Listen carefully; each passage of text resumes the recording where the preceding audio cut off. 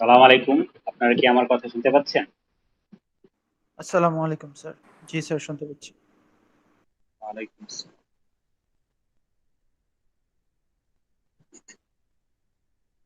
আমরা শুরু করি। আমাদের আজকে বেশ খানিকটা সিলেবাস কভার করতে হবে। যদি শেষ না হয় তাহলে বিকল্প চিন্তা করতে হবে। তো আমরা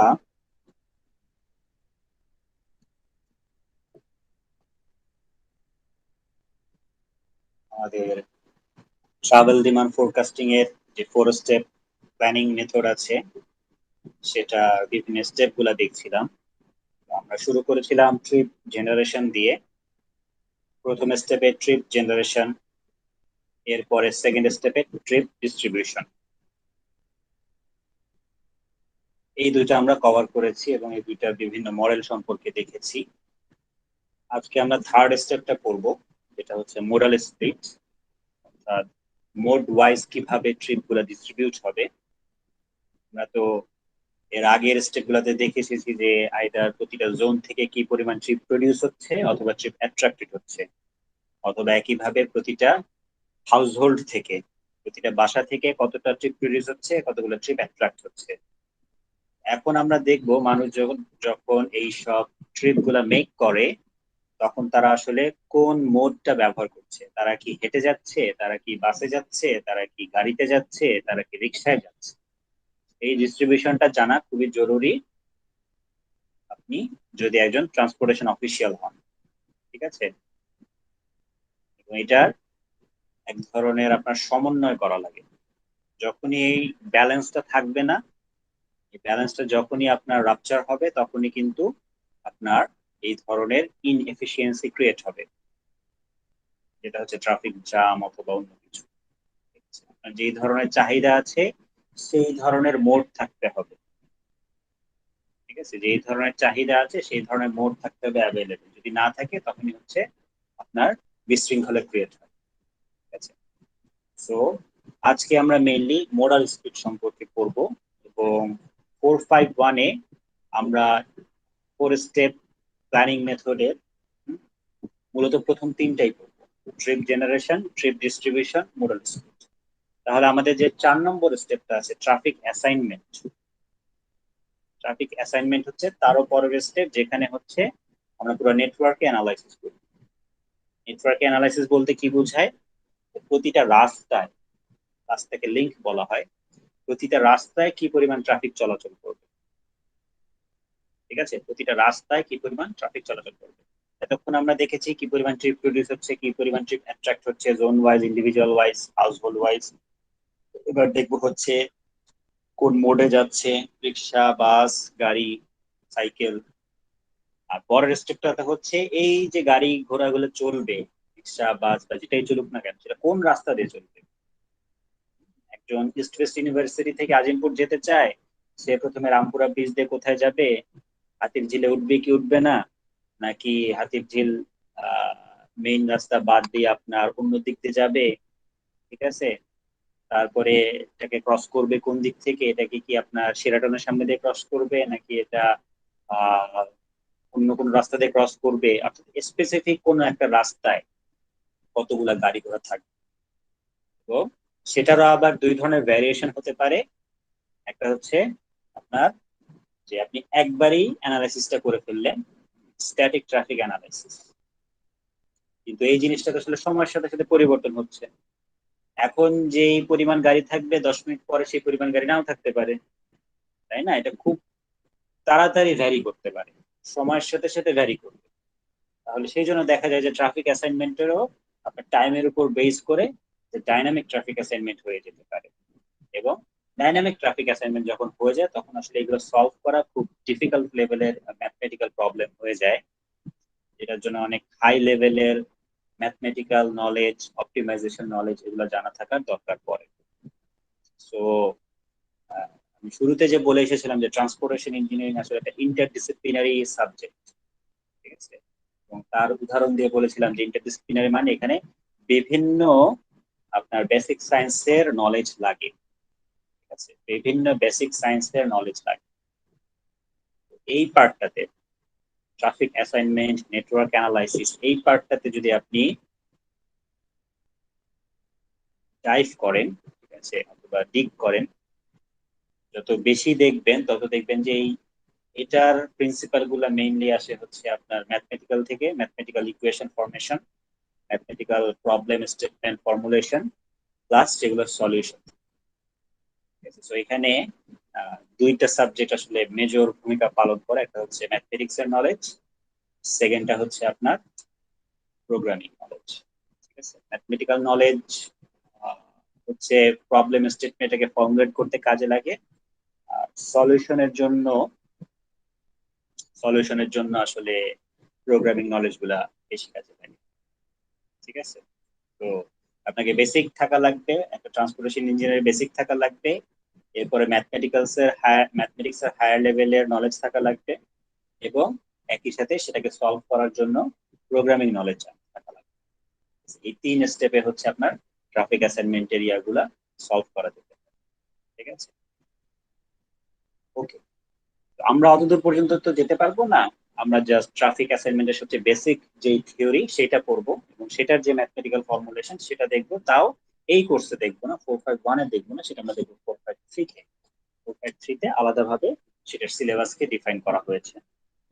ট্রাফিক অ্যাসাইনমেন্ট, ইউজার ইকুইলিব্রিয়াম, আর সংক্ষেপে বলা হয় ইউই, আর বলা সিস্টেম অপটিমাল। ঠিক আছে, সিস্টেম অপটিমালিটি, ওইগুলো সম্পর্কে বেসিক যে ফর্মুলেশন সেটা দেখবো, সেটা বেসিকটা কিভাবে সলভ করে সেটা দেখবো। আর এর বাইরে আমাদের আরো কতগুলো ছোট ছোট টপিক আছে, আমরা আজকে তার মধ্যে একটা পার্কিং স্টাডি সম্পর্কে যেটা কভার করার চেষ্টা করব। আচ্ছা, তো আজকে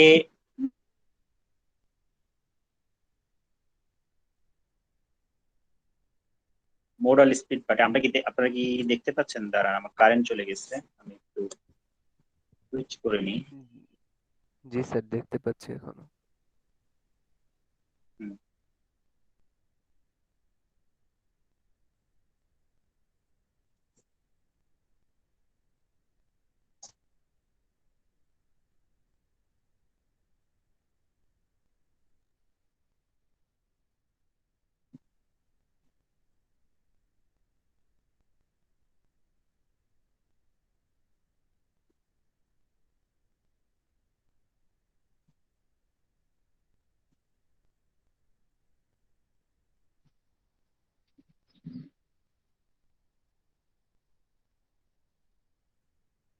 তো আমার কারেন্ট চলে গিয়েছে, এই জন্য আমি মোবাইলে ডাটা সুইচ করলাম।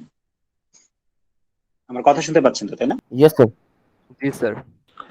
তো আমাদের আজকে মোডাল স্পিডের আউটলাইন হিসেবে বলেছি যে ফ্যাক্টরস এফেক্টিং মোড চয়েস।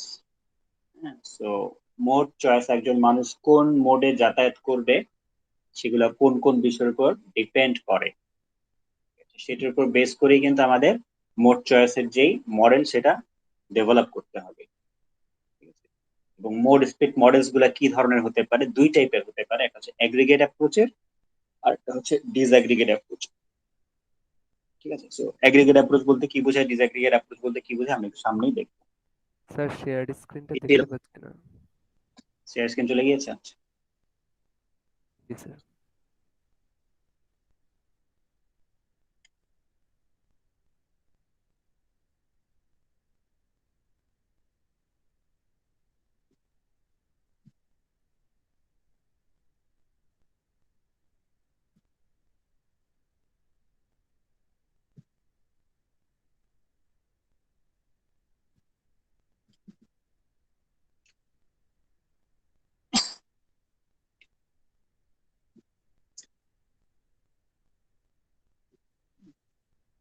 তো এই ছিল আমাদের 4 স্টেপ প্রসিজিওর, যে আমাদের trip generation, trip distribution, modal speed, traffic assignment. আজকে আমরা আছি মোডাল স্পিডে। The number of trips between an origin and destination pair by mode. আগের যেই ট্রিপ ম্যাট্রিক্সটা পেয়েছি সেই ট্রিপ ম্যাট্রিক্সটাকে আমরা এখন কিভাবে ডিস্ট্রিবিউট করব? মোড ওয়াইজ ডিস্ট্রিবিউট করব। ঠিক আছে, পরের স্টেপ যেটা বললাম যে ট্রাফিক অ্যাসাইনমেন্ট, সেটাতে কি বের করা হয়? Traffic flows on links and routes. অর্থাৎ প্রত্যেকটা লিঙ্কে, লিঙ্ক বলতে সাধারণত রাস্তা বোঝায়, বিজয় সরণি উপরের রাস্তাটা। আর রাউট বলতে কি বোঝায়? পুরো ট্রাভেল পথটাকে বোঝায়। আপনি আপনার বাসা থেকে বের হয়ে যতগুলো রাস্তা ব্যবহার করে আপনার ডেস্টিনেশনে পৌঁছাচ্ছেন। প্রত্যেকটা রাস্তায় প্রত্যেকটা রাউটে কি পরিমাণ ট্রাফিক ভলিউম থাকে সেটা বের করা হয় ট্রাফিক অ্যাসাইনমেন্ট পার্টে। ঠিক আছে, সো এখানে কি বলেছে? In the past, personal characteristics thought to be the most important and therefore mode speeds models was applied after trip generation. Characters of the trip and modes were not accounted for insensitive to policy decisions. So এখানে একটা মানে historical একটা কথা বলেছে যে আগে মনে করা হতো যে মানুষ কোন মোডটা চুজ করবে এটা শুধুমাত্র তার পার্সোনাল ক্যারেক্টারিস্টিক্স এর উপরে ডিপেন্ড করে। সেখানে আপনার ট্রিপের ক্যারেক্টারিস্টিক্স, মোডের ক্যারেক্টারিস্টিক্স এগুলোকে আপনার ওইভাবে অ্যাকাউন্ট করা হতো না। কিন্তু আমরা সময়ের সাথে সাথে দেখতে পাবো যে এই জিনিসটা আসলে ভুল। উদাহরণস্বরূপ বলা যেতে পারে যে আপনি আপনার বাসা থেকে ইস্ট ওয়েস্টে আসবেন নর্মাল ক্লাস ডেতে। ঠিক আছে, আপনার বাসা মেবি কোথাও আছে, সেখান থেকে আপনি অনেকভাবে আসতে পারেন। আপনি সাইকেলে করে আসতে পারেন, আপনি হেঁটে আসতে পারেন, আপনি রিক্সায় করে আসতে পারেন, আপনি বাসে করে আসতে পারেন। ঠিক আছে, নর্মালি মেবি আপনি বাসে করে আসেন, প্রতিদিন বাসে করে আসেন, নির্দিষ্ট সময় লাগে। তো একদিন আপনার পরীক্ষা আছে এবং আপনার বের হতে একটু দেরি হয়ে গিয়েছে। আপনি যদি ওই দিন বাসে করে আসেন তাহলে আপনার হয়তো লেট হয়ে যাওয়ার চান্স। তখন আপনি বললেন না আমার তো এখন লেট হয়ে যাবে, তাহলে আমি এক কাজ করি, আমি একটা উবার কল করি, একটা পাঠাও কল করি, আমি একটা মোটর সাইকেল করে যাই। মোটর সাইকেল করে গেলে আপনার ভাড়া বেশি লাগলো, কিন্তু দেখা গেল যে আপনি অনেক কম সময়ে পৌঁছে গেলেন। এখানে আপনার মোড চয়েসটা ডিপেন্ড করলো কিসের উপরে? আপনার যে ট্রিপটা, ঠিক আছে, আপনার যে ট্রিপটা সেটার নেসেসিটি কতটুকু ছিল। অন্যদিন নর্মাল ক্লাস টাইম, এই জন্য আপনি হয়তো মনে করতেন যে 5-10 মিনিট লেট হলে অত সমস্যা নাই। ঠিক আছে, কিন্তু যেহেতু পরীক্ষা, 5-10 মিনিট লেট করলে আপনার পরীক্ষার টাইম কমে যাবে, এই জন্য আপনি ডিসাইড করলেন যে না আজকে আমি বাসে যাব না, আজকে আমি একটা মোটর সাইকেলে করে যাব। ঠিক আছে, তো দেখা যাচ্ছে যে আপনার নিজস্ব ক্যারেক্টারিস্টিক্স বাদেও আপনার ট্রিপের ক্যারেক্টারিস্টিক্স, মোডের ক্যারেক্টারিস্টিক্স এগুলো কিন্তু আপনার ডিপেন্ড করে। ঠিক আছে, তো এই জন্য আমাদের যে কোনো পলিসি ওয়াইজ যে ডিসিশন গুলো নেওয়া হয়, যেমন সাম্প্রতিক উদাহরণ হচ্ছে যে করোনার সময় আমাদের বিভিন্ন সময় ডিসিশন নিল যে পাবলিক ট্রানজিট গুলাতে, পাবলিক বাস গুলাতে একবার বললো যে অর্ধেক যাত্রী উঠাতে হবে। অর্ধেক যাত্রী উঠাতে গেলে তাদের যেহেতু আপনার লস হবে, লোকসান হবে, এই জন্য কি বললো ভাড়া এত পার্সেন্ট বাড়াতে হবে। ঠিক আছে, 60% না কত পার্সেন্ট বলে যে এত পার্সেন্ট বেশি ভাড়া দিতে হবে এবং আপনাকে ফাঁকা রাখতে হবে। ঠিক আছে, তো এই যে পলিসি লেভেলের ডিসিশন গুলা নেয়, হ্যাঁ, এগুলোর কিন্তু আপনার এফেক্ট হতে পারে পজিটিভলি অথবা নেগেটিভলি। পজিটিভলি অথবা নেগেটিভলি এফেক্ট হতে পারে। একটা জিনিসের যে পরিমাণ আপনার চাহিদা ছিল, পলিসি চেঞ্জ করে দিলে চাহিদা কিন্তু অনেক ভ্যারি করতে পারে। ঠিক আছে, পলিসি চেঞ্জ করে দিলে ভ্যারি করতে পারে। যেমন বাংলাদেশে পার্সপেক্টিভে বলা যায় যে ট্যাক্স দেওয়া লাগে, ট্যাক্স বা ভ্যাট দেওয়া লাগে যে বিভিন্ন পণ্যের উপরে। ঠিক আছে, এখন এমন যদি হয় যে একটা জিনিস অনেক বিলাসী দ্রব্য, এটার উপর অনেক হাই ট্যাক্স আছে, হ্যাঁ, তো ওই অনেক সময় দেখা যায় যে খুব কম সংখ্যক মানুষ এটা কিনে, কিন্তু কোনো কারণে যদি এটা অনেক কমিয়ে দেওয়া হয়, অনেক বেশি কমিয়ে দেওয়া হয়, তাহলে দেখা যায় যে যারা নর্মাল সময় কিনতো না তারাও যেহেতু দেখতেছে জিনিসটার দাম অনেক কমে যাচ্ছে, আগে হয়তো 100% ট্যাক্স ছিল, অর্থাৎ জিনিসটার দাম 100 টাকা হলে আপনাকে 200 টাকা পে করে সেটা কেনা লাগতো, ট্যাক্স ছিল 100%। কিন্তু এখন সরকার ট্যাক্সটাকে নীল করে দিল, বললো যে এখন এটার উপর আমরা কোনো ট্যাক্স নিব না, তাহলে জিনিস 100 টাকা হয়ে গেল। তখন দেখা যাবে যে আরো অনেক নতুন ধরনের কাস্টমার ক্রিয়েট হবে সেটার জন্য। ঠিক আছে, নতুন সংখ্যক। তো একই রকম ভাবে এরকম আমাদের বাসে চলাচলের ক্ষেত্রে বা উবার পাঠাও চলাচলের ক্ষেত্রে এগুলোতে যদি এরকম পলিসি লেভেলে চেঞ্জ করা হয়, তাহলে কিন্তু আমাদের ট্রাভেল ডিমান্ড, আমাদের থিঙ্কিং প্রসিডিওরে কিন্তু অনেক ধরনের পরিবর্তন আসে। আছে? সেগুলোর জন্য আসলে আমাদের মোড স্পিড শুধুমাত্র আসলে পার্সোনাল যে ক্যারেক্টারিস্টিক্স উপর ডিপেন্ড করে তা কিন্তু না। আমার জার্নিটা কিরকম, আমার অন্যান্য বৈশিষ্ট্য কি কি, ঠিক আছে, এই সব কিছুর উপরে, পলিসি লেভেলে কি কি অ্যাক্টিভ আছে, সবকিছুর উপরে কিন্তু ডিপেন্ড করবে। এই জন্য মোড স্প্লিটের আসলে এই স্টেপটা, আমাদের 4 স্টেপ মডেলিং এর এই স্টেপটা আসলে চিপ ডিস্ট্রিবিউশনের পরেই করা উচিত। যখন আগে মনে করা হতো যে শুধুমাত্র পার্সোনাল ক্যারেক্টারিস্টিক্স ডিপেন্ড করে, তখন দেখা যেত যে আপনার ওই ট্রিপ জেনারেশনের উপরে এটা আপনার করে ফেলতো, ঠিক আছে। কিন্তু আপনি যদি ট্রিপ ডিস্ট্রিবিউশনের পরে করেন, তখন হচ্ছে আপনার জার্নির ক্যারেক্টারিস্টিক্স গুলোকে আপনি ইনক্লুড করতে পারেন, এবং এটাই হচ্ছে আপনার সেই ক্ষেত্রে মোর রিলায়েবল রেজাল্ট দিবে, মোর রিলায়েবল রেজাল্ট। আচ্ছা, তো এখানে একটা ছবি দেখানো হচ্ছে যে আসলে আমার মোড স্প্লিট মডেলে কি কি ক্যারেক্টারিস্টিক্স এফেক্ট করতে পারে। এখানে 4 টাইপের ক্যারেক্টারিস্টিক্স এর কথা বলা হচ্ছে। একটা হচ্ছে পার্সন হাউজহোল্ড ক্যারেক্টারিস্টিক্স, এগুলো সবগুলো সম্পর্কে আমরা ডিটেলসে পড়বো। আমার যেই মানুষটা যাতায়াত করবে তার নিজের অথবা তার পরিবারের ক্যারেক্টারিস্টিক্স কিরকম, ঠিক আছে। ট্রিপ ক্যারেক্টারিস্টিক্স, যেই ট্রিপটা মেক করবে সেই ট্রিপটার নেচার কিরকম, সেই ট্রিপটা ক্যারেক্টারিস্টিক্স কিরকম। মোড রিলেটেড অ্যাট্রিবিউটস, যেই মোডটা ব্যবহার করতে চাচ্ছে বা যেই অপশন গুলো আছে, সেই অপশন গুলার মোডের ক্যারেক্টারিস্টিক্স কি কি। ল্যান্ড ইউজ অ্যাট্রিবিউটস, কোন জায়গা থেকে কোন জায়গায় যাচ্ছে, কমার্শিয়াল থেকে কমার্শিয়াল, রেসিডেন্সিয়াল থেকে কমার্শিয়াল, কমার্শিয়াল থেকে রেসিডেন্সিয়াল, ল্যান্ড ইউজের অ্যাট্রিবিউটস। এই সবগুলা আপনার ইনপুট হিসেবে আসবে হচ্ছে মোড স্প্লিট মডেলে, ঠিক আছে।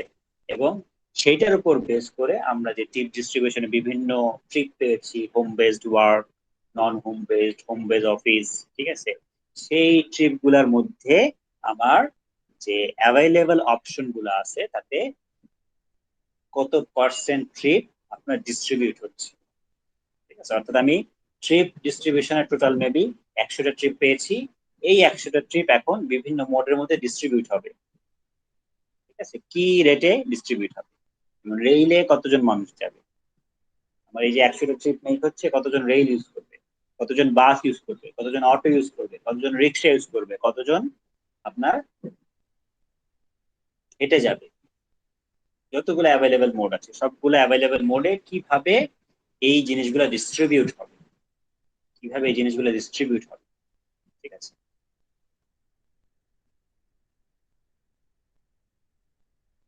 সেটাই হচ্ছে আমার মোডাল স্প্লিট মেথডের আপনার ফাইনাল আউটপুট। তো এখানে কি কি মোডস অ্যাভেলেবেল থাকতে পারে, এটা তো আমরা সবাই কম বেশি জানি। এখানে জাস্ট উদাহরণগুলো দিয়েছে, অটোস বা গাড়ি যেটা, ঠিক আছে। আবার 2 রকম হতে পারে, প্রাইভেটলি ওন হতে পারে অথবা উবার পাঠাওয়ার হতে পারে, রাইড শেয়ারিং অপশন হতে পারে, এর মধ্যে মোটরসাইকেল থাকতে পারে, বাস হতে পারে, রেল হইতে পারে, বাইক হচ্ছে মোটরসাইকেল, ওয়াকিং হইতে পারে। এইচওভি আমাদের দেশে অতটা দেখা যায় না, ঠিক আছে, হাই অকুপেন্সি ভেহিকেল। এটা বিদেশে এই জিনিসটা আছে। আমি মনে হয় উদাহরণ একটা দেখিয়েছিলাম যে আহ গাড়িতে যেহেতু অনেক সময় দেখা যায় যে বিভিন্ন প্রয়োজনে একজনকে নিয়েই গাড়িটা মুভ করতেছে। যেমন আপনি একা যাচ্ছেন, ঠিক আছে, অথবা আপনার আব্বা আম্মা একা অফিসে যাচ্ছে, ঠিক আছে, একজন মাত্র ইউজ করতেছে। তো একজন যাত্রী, একজন ড্রাইভার, বিদেশে অনেক সময় ড্রাইভারও থাকে না, নিজেই ড্রাইভ করে যায়, ঠিক আছে। তো এই টাইপের গাড়ি যদি বেশি হয়ে যায়, তাহলে দেখা যায় যে আপনার রাস্তার অপচয় হয়, তাই না। অপচয় কি, জায়গার অপচয় হচ্ছে, যে একজন মাত্র যাচ্ছে তাকে নেওয়ার জন্য একটা 4 সিটের গাড়ি বা অনেক বড় একটা গাড়ি যাচ্ছে, তার সেই গাড়িটা কতটা জায়গা দখল করতেছে রাস্তা, তাই না। এখন এমন যদি একটা সিস্টেম হয় যে ওই গাড়ির ভিতরে 4জন বা 5জন আছে, তার মানে কি, ওই গাড়িটা 4 বা 5 জনের নিডটাকে ফুলফিল করতেছে, ঠিক আছে। হয়তো একসাথে বাসার সবাই বেরোইছে, যে ছেলে বা মেয়েকে স্কুল কলেজে দিয়ে তারপরে বাবা মা দুইজন দুই দিকের অফিসে যাবে, 3-4 জন আছে, ঠিক আছে। তাহলে সেই গাড়িটাতে কিন্তু আরো আপনার আহ, বেশি সংখ্যক মানুষকে সার্ভিস প্রোভাইড করতেছে। সেই জন্য আমাদের দেশে পসিবল হয়নি, কিন্তু বিদেশে প্রায় দেখা যায় যে যদি 3 বা 4 লেনের রাস্তা থাকে, তারা একটা লেনকে হাই অকুপেন্সি ভেহিকেল হিসেবে আপনার আইডেন্টিফাই করে। অর্থাৎ 2 বা ততোধিক, এটা পলিসি ওয়াইজ ভ্যারি করতে পারে, 2 বা ততোধিক যাত্রী যদি থাকে তাহলে তারা ওই লেনটা ব্যবহার করতে পারবে। আর যাদের ওরকম যাত্রী নাই, ঠিক আছে, 2 বা ততোধিক যাত্রী নাই, আমাদের দেশের জন্য হবে 3 বা ততোধিক, কারণ আমাদের দেশে ড্রাইভার একজন এক্সট্রা থাকে। বিদেশে তো সাধারণত ড্রাইভার থাকে না, তো সেখানে 2 বা ততোধিক বললেই হয়ে যায়। আমাদের দেশে যেহেতু ড্রাইভার থাকে, সেক্ষেত্রে ড্রাইভার সহ হবে 3, অথবা ড্রাইভার যদি না থাকে 2। তো বেশি মানুষ যদি থাকে তাহলে তারা ওই আপনার আলাদা লেনটা ব্যবহার করতে পারে। এবং সুবিধা কি, যেহেতু ওই লেনটা অন্যরা ব্যবহার করতে পারে না, অন্য লেনগুলোতে অনেক সময় দেখা যায় জাম লেগে যেতে পারে, কিন্তু হাই অকুপেন্সি ভেহিকেল লেনে জাম লাগার পসিবিলিটি কম, কারণ সাধারণত দেখা গিয়েছে যারা প্রাইভেট কার ইউজ করে তাদের মধ্যে আসলে 2 বা ততোধিক যাত্রী নিয়ে আপনার ট্রাভেল করার রেশিওটা অনেক কম থাকে। এটাকে আপনারা একটা ইমার্জেন্সি লেন হিসেবে চিন্তা করতে পারেন। ঠিক আছে, যেমন আমাদের যদি দেশে জায়গা থাকতো, অথবা যখন আহ, ছাত্রদের যে আন্দোলনটা হলো 18 সালের আগস্টের দিকে, ঠিক আছে, তখন যেই লেন বেসড অপারেশন ঢাকা শহরে দেখা গিয়েছিল, তারা কিন্তু ইমার্জেন্সি ভেহিকেলের জন্য একটা লেন ছেড়ে দিয়েছিল। ঠিক আছে, এবং যে কোনো ইমার্জেন্সি ভেহিকেল সেই রাস্তা দিয়ে বা সেই লেন দিয়ে কিন্তু যাতায়াত করতে পারছিল। ঠিক আছে, সো এরকম একটা এক্সক্লুসিভ লেন যেখানে হচ্ছে বিশেষ সুবিধা প্রাপ্ত বা বিশেষ ক্যারেক্টারিস্টিক্স এর গাড়িগুলোকে যাতায়াত করতে দেওয়া হবে। এটা উদাহরণ হতে পারে কারপুলস, বাসেস, ভ্যান পুলস এটসেট্রা। কারপুলস এর ইয়া কি, যেখানে একই গাড়িতে অনেকজন উঠতে পারে। আচ্ছা, মোড স্পিড মডেল আমাদের দুই টাইপের অ্যাপ্রোচ আছে, একটা হচ্ছে এগ্রিগেট অ্যাপ্রোচ, একটা হচ্ছে ডিসএগ্রিগেট অ্যাপ্রোচ। সো দুইটা অ্যাপ্রোচের কাজ কি? এগ্রিগেট অ্যাপ্রোচে আসলে আমরা মার্কেট শেয়ার জানতে চাই, যে আমার টোটাল ট্রিপের কত পার্সেন্ট ট্রিপ একটা নির্দিষ্ট মোডে আসবে। আমার যদি টোটাল এই শহরে 100টা ট্রিপ মেক হয়, তাহলে তার কতগুলো ট্রিপ বাসে হবে? 100টার মধ্যে কি 60টা ট্রিপ বাসে হবে, নাকি 80টা ট্রিপ বাসে হবে? প্রাইভেট কারে কতগুলো ট্রিপ হবে, 20টা নাকি 30টা? বাইকে কতগুলো হবে? ঠিক আছে, তো আমার স্পেসিফিক একটা মোডের মার্কেট শেয়ারটা আমি জানতে চাচ্ছি। স্পেসিফিক মোডের মার্কেট শেয়ারটা আমি জানতে চাচ্ছি। ঠিক আছে, এটা হচ্ছে আমার এগ্রিগেট অ্যাপ্রোচ। ঠিক আছে, to estimate the market share of a mode for a population of person trips। আর এটার অপোজিটটা হচ্ছে ডিসএগ্রিগেট অ্যাপ্রোচ, যেখানে হচ্ছে ইন্ডিভিজুয়াল লেভেলে অ্যানালাইসিস করা হচ্ছে। স্পেসিফিক ব্যক্তি, যেমন আমি এখন একটা ট্রিপ মেক করব, আমি কোনটা চুজ করব, কোনটা চুজ করব, আমার সামনে কি কি অপশন আছে, আমি কোনটা চুজ করব। তো এই চুজিং এর ব্যাপারটা, সেই চুজিং এর ব্যাপারটা আসলে একটু ডিফারেন্ট। আগে আমরা যত ধরনের এস্টিমেশন করে আসি, বা সিভিল ইঞ্জিনিয়ার অন্য সেক্টর গুলোতে যত ধরনের এস্টিমেশন করে আসি, সবগুলো বেশিরভাগই কিন্তু হচ্ছে আপনার কোয়ান্টিটেটিভ টাইপের হয়। অর্থাৎ একটা নির্দিষ্ট ভ্যালু বের করি যে আচ্ছা এটার ফোর্স এত নিউটন, অথবা এটা সাইজ এত হবে। ঠিক আছে, কিন্তু এইখানে দেখেন, এখানে আমরা একটা প্রবাবিলিটি বের করছি। আমার 3টা বা 4টা অপশন আছে, 4টা অপশনের মধ্যে আমি কোনটা চুজ করব। এটার অ্যান্সার কি আসবে? অ্যান্সার আসবে, আমার সামনে যদি 4টা অপশন থাকে, যেমন আমার সামনে যদি থাকে যে আমি হেঁটে যাব, আমি কি বলে রিক্সা করে যাব, আমি বাসে যাব, আমি গাড়িতে যাব। ঠিক আছে, at the end off day আমি যে কোনো একটা অপশন চুজ করব। মেবি আমি চুজ করলাম আমি বাসে যাব, বাকি সবগুলা কি জিরো হয়ে যাবে, আমার অ্যান্সার হবে যে আমি বাসে যাব। কিন্তু আপনারা দেখবেন যেগুলো যখন এস্টিমেট করা হয়, ঠিক আছে, তখন একদম সিওরিটি দিয়ে বলা পসিবল হবে না, তাই না? একদম সিওরিটি দিয়ে বলা পসিবল হয় না সেটা, তাই না? কে কোনটা চুজ করবে? মানুষ তো এমনিতেই অনেক কমপ্লেক্স ক্রিয়েচার, তাই না? কমপ্লেক্স ক্রিয়েচার, এমনকি কে কোন সময় কিভাবে রিয়াক্ট করবে এটাও তো অনেক সময় বোঝা ডিফিকাল্ট হয়। খুব ক্লোজ পার্সন হলে হয়তো বোঝা যায়, তারপরে যে তারা 100% অ্যাকিউরেট থাকবে তাও না। তো মানুষ যে কোনো সময় যে কোনো ধরনের ডিসিশন নিতে পারে।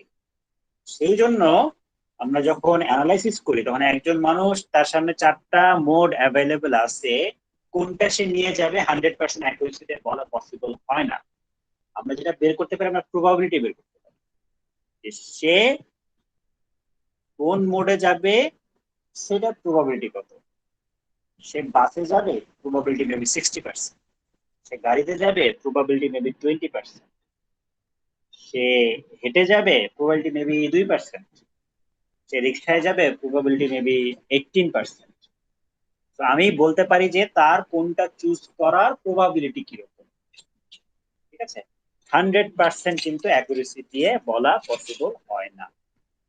ঠিক আছে, তো এই মডেলিংটা একটু ডিফারেন্ট টাইপের মডেলিং হবে, যেখানে আমরা তাদের মোড চয়েসের প্রবাবিলিটি বের করব।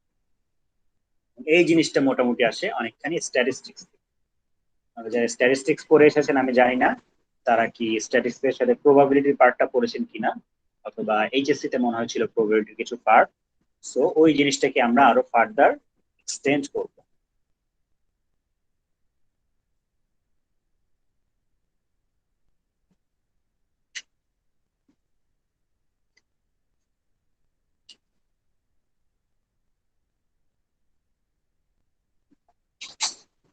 আপনারা কি আপনাদের এখানকার স্ট্যাট 1 ও 2 তে প্রবাবিলিটি পড়ে আসেন? জি স্যার। এইচএসসি তো পড়েন তাই না? জি স্যার। সো ফ্যাক্টর গুলাকে এখানে আবার আলাদাভাবে দেখাচ্ছে যে প্রত্যেকটা ক্যাটাগরির আন্ডারে কি কি ফ্যাক্টর থাকতে পারে। সোশিও, প্রথমটা হচ্ছে পার্সন অথবা হাউস হোল্ডের ক্যারেক্টারিস্টিক্স। যেই মানুষটা ট্রিপ মেক করবে তার নিজের অথবা তার বাসার অবস্থা কিরকম। ঠিক আছে, যে জিনিসগুলো তার মোড চয়েসকে এফেক্ট করে সেগুলোর মধ্যে আছে socio economic attributes such as income, age, gender, race. সবগুলাই কিন্তু এফেক্ট করে। ঠিক আছে, সবগুলাই কিন্তু এফেক্ট করে। তার ইনকামের উপরে বেস করে তার মোড অ্যাভেলেবিলিটি ভ্যারি করতে পারে।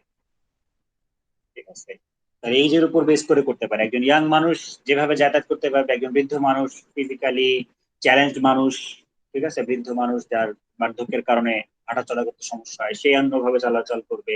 জেন্ডার বেসিসে হইতে পারে, ছেলেরা যেসব জায়গায় আপনার যতটা ভিড়ের মধ্যে যেতে পারে, মেয়েরা কি সেইভাবে পারবে কিনা। ঠিক আছে, এগুলো অনেক কিছুর উপরে ডিপেন্ড করে। হাউস হোল্ড স্ট্রাকচার, সেই বাসায় কতজন, আহ সেই বাসায় মানে ছেলে মেয়ে কতগুলো আছে, হ্যাঁ, তারা কি ম্যারিড পার্সন নাকি আনম্যারিড পার্সন। ঠিক আছে, এগুলোর উপরও কিন্তু অনেকখানি ডিপেন্ড করে। কার ওনারশিপ, ঠিক আছে, প্রাইভেট কার যে ব্যবহার করে যাবে সেটা আছে নাকি আসলে তাদের। যদি না থাকে সেক্ষেত্রে গাড়িতে যাওয়ার অপশন কি, উবার পাঠাও। উবার পাঠাও এর আপনার যেই বিল আসবে সেই বিল পে করবে, পে করার মতো মানে প্রতিদিন ব্যবহার করার মতো সঙ্গতি ওই পরিবারের আছে নাকি। সো এরকম অনেকগুলো বিষয়ের উপরে কিন্তু তার মোড চয়েস অনেকখানি ডিপেন্ড করে। ঠিক আছে, পজিশন অফ ড্রাইভিং লাইসেন্সেস, যদি লাইসেন্স না থাকে সেক্ষেত্রে তাকে ড্রাইভার রাখতে হবে। প্রতি মাসে ড্রাইভার রাখার মতো সামর্থ্য আছে নাকি। আছে। এরকম পার্সন হাউস হোল্ড ক্যারেক্টারিস্টিক্স এর উপরে কিন্তু আপনার মোড চয়েস অনেকখানি ডিপেন্ডেন্ট, এবং এটা অবভিয়াস, কমন সেন্স থেকে বোঝা যায়। সেকেন্ড হচ্ছে ট্রিপ ক্যারেক্টারিস্টিক্স, যেটা উদাহরণ আমি একটু আগে দিলাম, যে নর্মালি হয়তো একজন স্টুডেন্ট প্রতিদিন বাসে যায়, কিন্তু পরীক্ষার দিন সে হয়তো উবার পাঠ হয়ে বাইকে গেল। ঠিক আছে,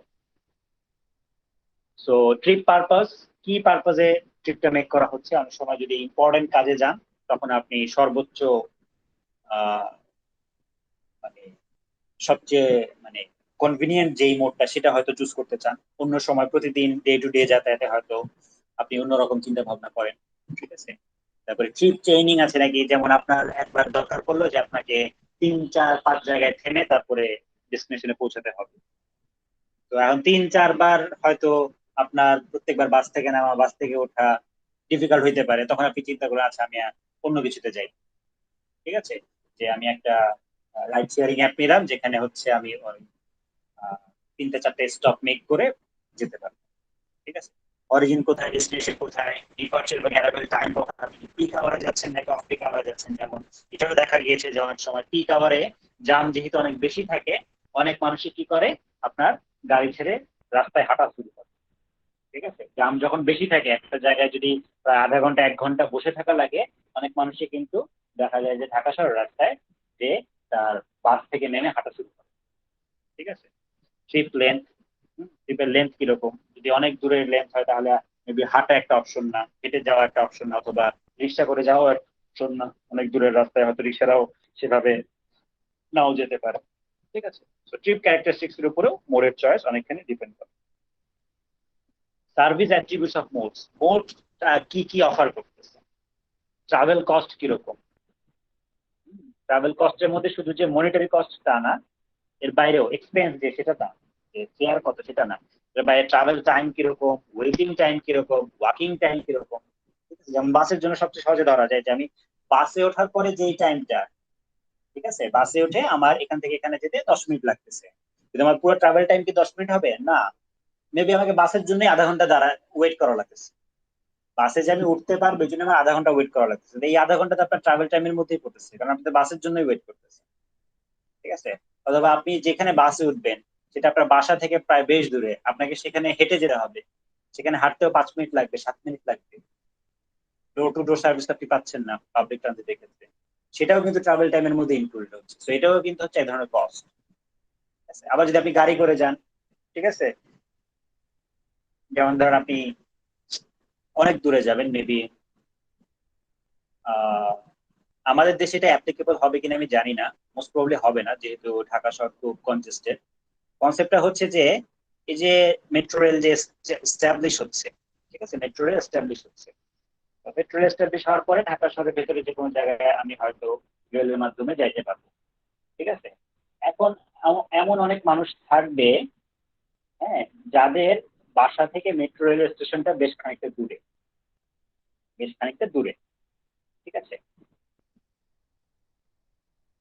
মেবি হেঁটে গেলে 15-20 মিনিট লাগবে, এবং তারপর তো 15-20 মিনিট হাঁটা হয়তো সম্ভব, অনেক সময় বৃষ্টি পড়ে, অনেক সময় রোদ থাকে। তো সেই জন্য বিদেশে একটা কনসেপ্ট আছে যে মেট্রো রেল স্টেশন গুলোর বাইরে পাশে আপনার পার্কিং স্পেস থাকে, পার্কিং স্পেস থাকে। তাহলে মানুষ কি করে, গাড়ি করে ওই জায়গাটাতে যায়, পার্কিং স্পেসটাতে যায়, গাড়ি পার্ক করে, তারপর মেট্রো রেল ইউজ করে সে সারাদিন তার যেসব কাজ আছে সব কাজ শেষ করে আবার সন্ধ্যাবেলা যখন ব্যাক করে কাজ শেষে পার্কিং স্পেস থেকে তার গাড়িটা নিয়ে আবার বাসায় ব্যাক করে।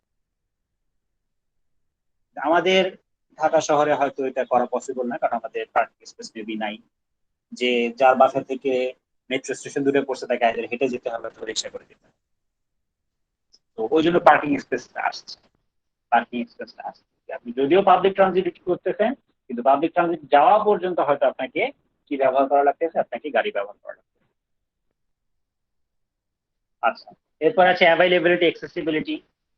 আমার বাস অ্যাভেলেবল আছে নাকি, অনেক সময় দেখা যায় যে পিক আওয়ারে আমি দেখেছি যে, সবাই দেখেছেন, না দেখার তো কোনো কারণ নেই।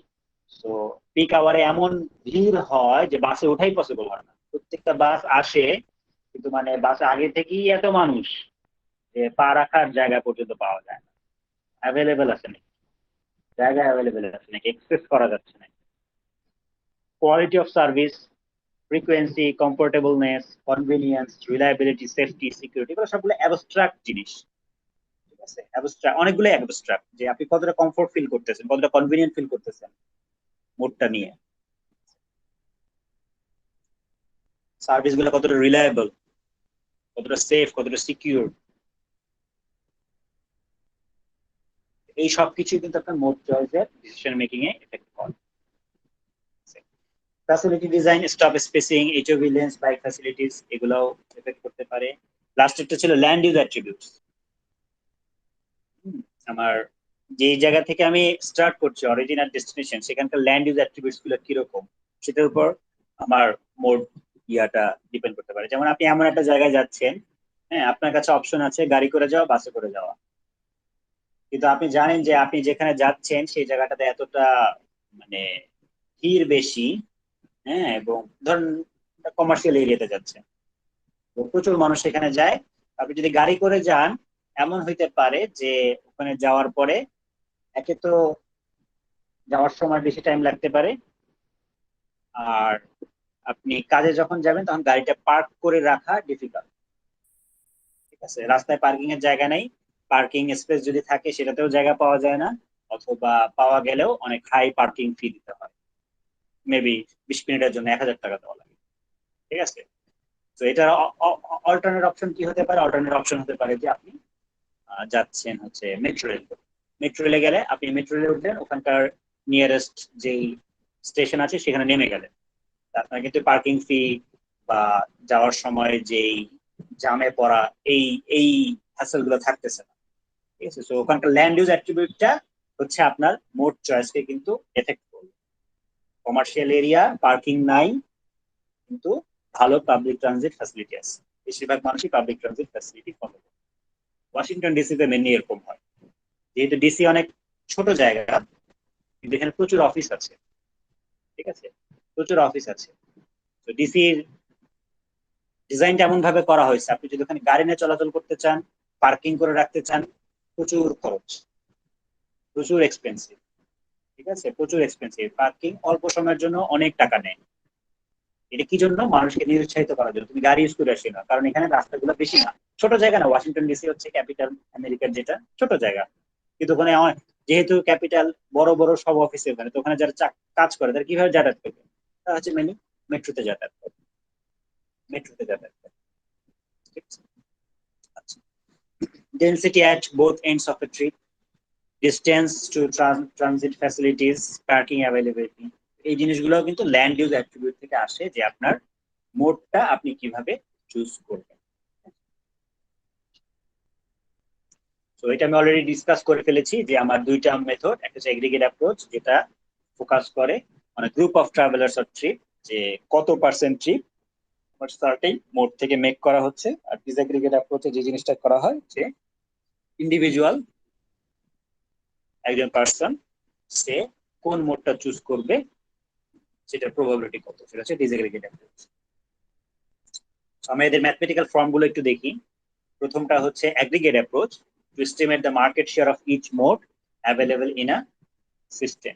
এটার অ্যাপ্রোচে যেই জিনিসটা করা হয়, এটার ফর্মুলেশনটা অনেকটা এরকম। পি দিয়ে বোঝাচ্ছে probability, probability of choosing mode I. P I লিখেছে, এটার মানে হচ্ছে probability of choosing mode I. এটা সমান কি হবে? 1/CI। সিআই দিয়ে কি বোঝাচ্ছে? সে হচ্ছে travel cost of mode I.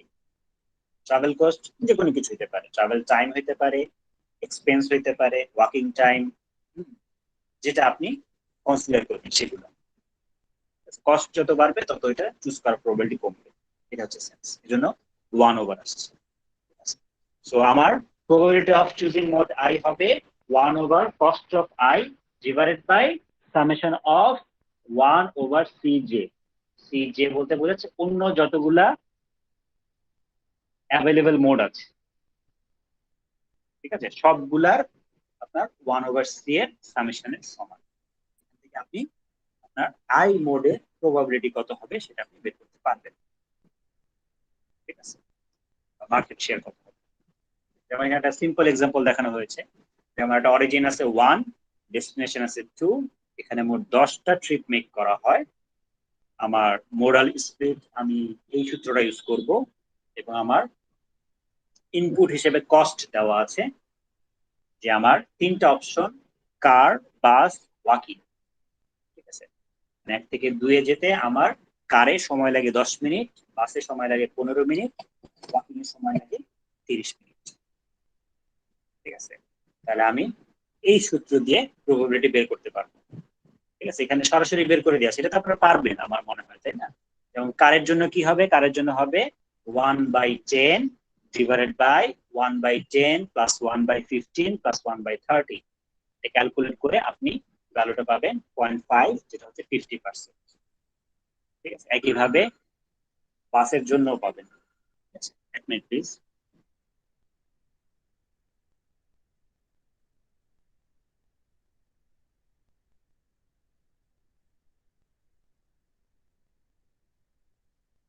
আচ্ছা, একইভাবে বাসের জন্য বের করতে পারবেন, ওয়াকের জন্য বের করতে পারবেন। ঠিক আছে, এটাকে আমার দেখায় দেওয়ার দরকার আছে? জাস্ট 1/C করলেই হয়ে যাবে। পারবেন না এটা? জি স্যার। হুম, দুর্বল জি ভাবে বললে স্যার কিভাবে পারবো। হবে? স্ট্রংলি বলতে হবে, না স্যার, স্ট্রংলি বলতে হবে। বুঝতে আর ধরেছি। প্রত্যেকবার দুই একজনই বলে, ও সবাই অন্যদের সবাইকে বলতে হবে। আপনার যদি মনে আপনি পারবেন না, তাহলে আপনি জানান, ঠিক আছে, তখন আমি দেখাই দিব। জাস্ট সূত্রে ফেলা। কস্ট দেওয়া আছে 10, 15, 30, তো আমার সেভাবে ভ্যালু গুলো বসাই দিলেই হয়ে যাবে।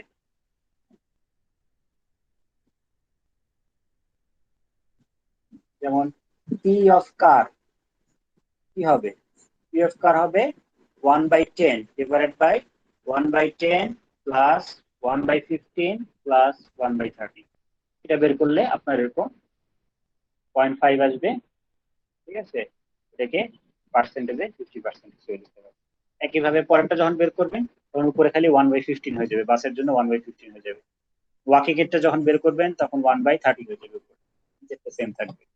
ঠিক আছে, তাহলে এইভাবে আমি পাইলাম যে আমার প্রবাবিলিটি হচ্ছে এত। তাহলে আমি সেখান থেকে নাম্বার অফ ট্রিপস এর সংখ্যা বের করতে পারবো, যে আমার টোটাল ছিল 10টা ট্রিপ, তাহলে গাড়িতে ট্রিপ মেক হবে 5টা, বাসে হবে 3.3, ঠিক আছে, ওয়াকিং হবে 1.7। এখন আপনি বলতে পারেন 3.3 ট্রিপ কিভাবে হয়? সেখানে জাস্ট কম সংখ্যক ট্রিপ দেওয়া হয়েছে। যখন আমরা নেটওয়ার্ক লেভেলে অ্যানালাইসিস করব তখন এই জিনিসটা অনেক বড় হয়। ঠিক আছে, তখন হচ্ছে আপনি ওটাকে রাউন্ডিং করে নিতে পারবেন, খুব একটা বেশি ভ্যারি করে না। ঠিক আছে, মেবি আপনি রেজাল্ট পাইছেন 450টা, 450টা ট্রিপ মেক হয়, রাউন্ডিং করে নেওয়া যায়, অথবা আসছে 448.32। আপনি বুঝতে পারতেছেন যে অ্যারাউন্ড 450টার মতো ট্রিপ ওখানে যাবে। ঠিক আছে, আচ্ছা। এরপরে আমাদের অন্য টাইপের যে মডেলটা ছিল গ্র্যাভিটি বেসড মডেল বা গ্র্যাভিটি মডেল, যেটা ছিল আমরা অলরেডি ট্রিপ ডিস্ট্রিবিউশনে দেখে এসেছি, সেটাও এখানে অ্যাপ্লিকেবল। ঠিক আছে, এখানে জাস্ট আগের বার আমরা শুধুমাত্র টিআইজে করেছিলাম, অর্থাৎ আমরা অরিজিন আই থেকে ডেস্টিনেশন জেতে ট্রিপ সংখ্যা বের করেছিলাম। এখানে দেখেন উপরে আরেকটা আপনার, এটাকে কি বলে, সাফিক্স না প্রিফিক্স না কি জানি বলে, ভুলে গেলাম। এখানে আরেকটা নোটিফিকেশন লাগাইছে, সেটা হচ্ছে কে। ঠিক আছে, কে, তার মানে এটা বোঝাচ্ছে যে অরিজিন আই থেকে ডেস্টিনেশন যেতে যাবে কে মোডে, এরকম ট্রিপের সংখ্যা কতগুলো, number of trips by mode K from origin I to destination J.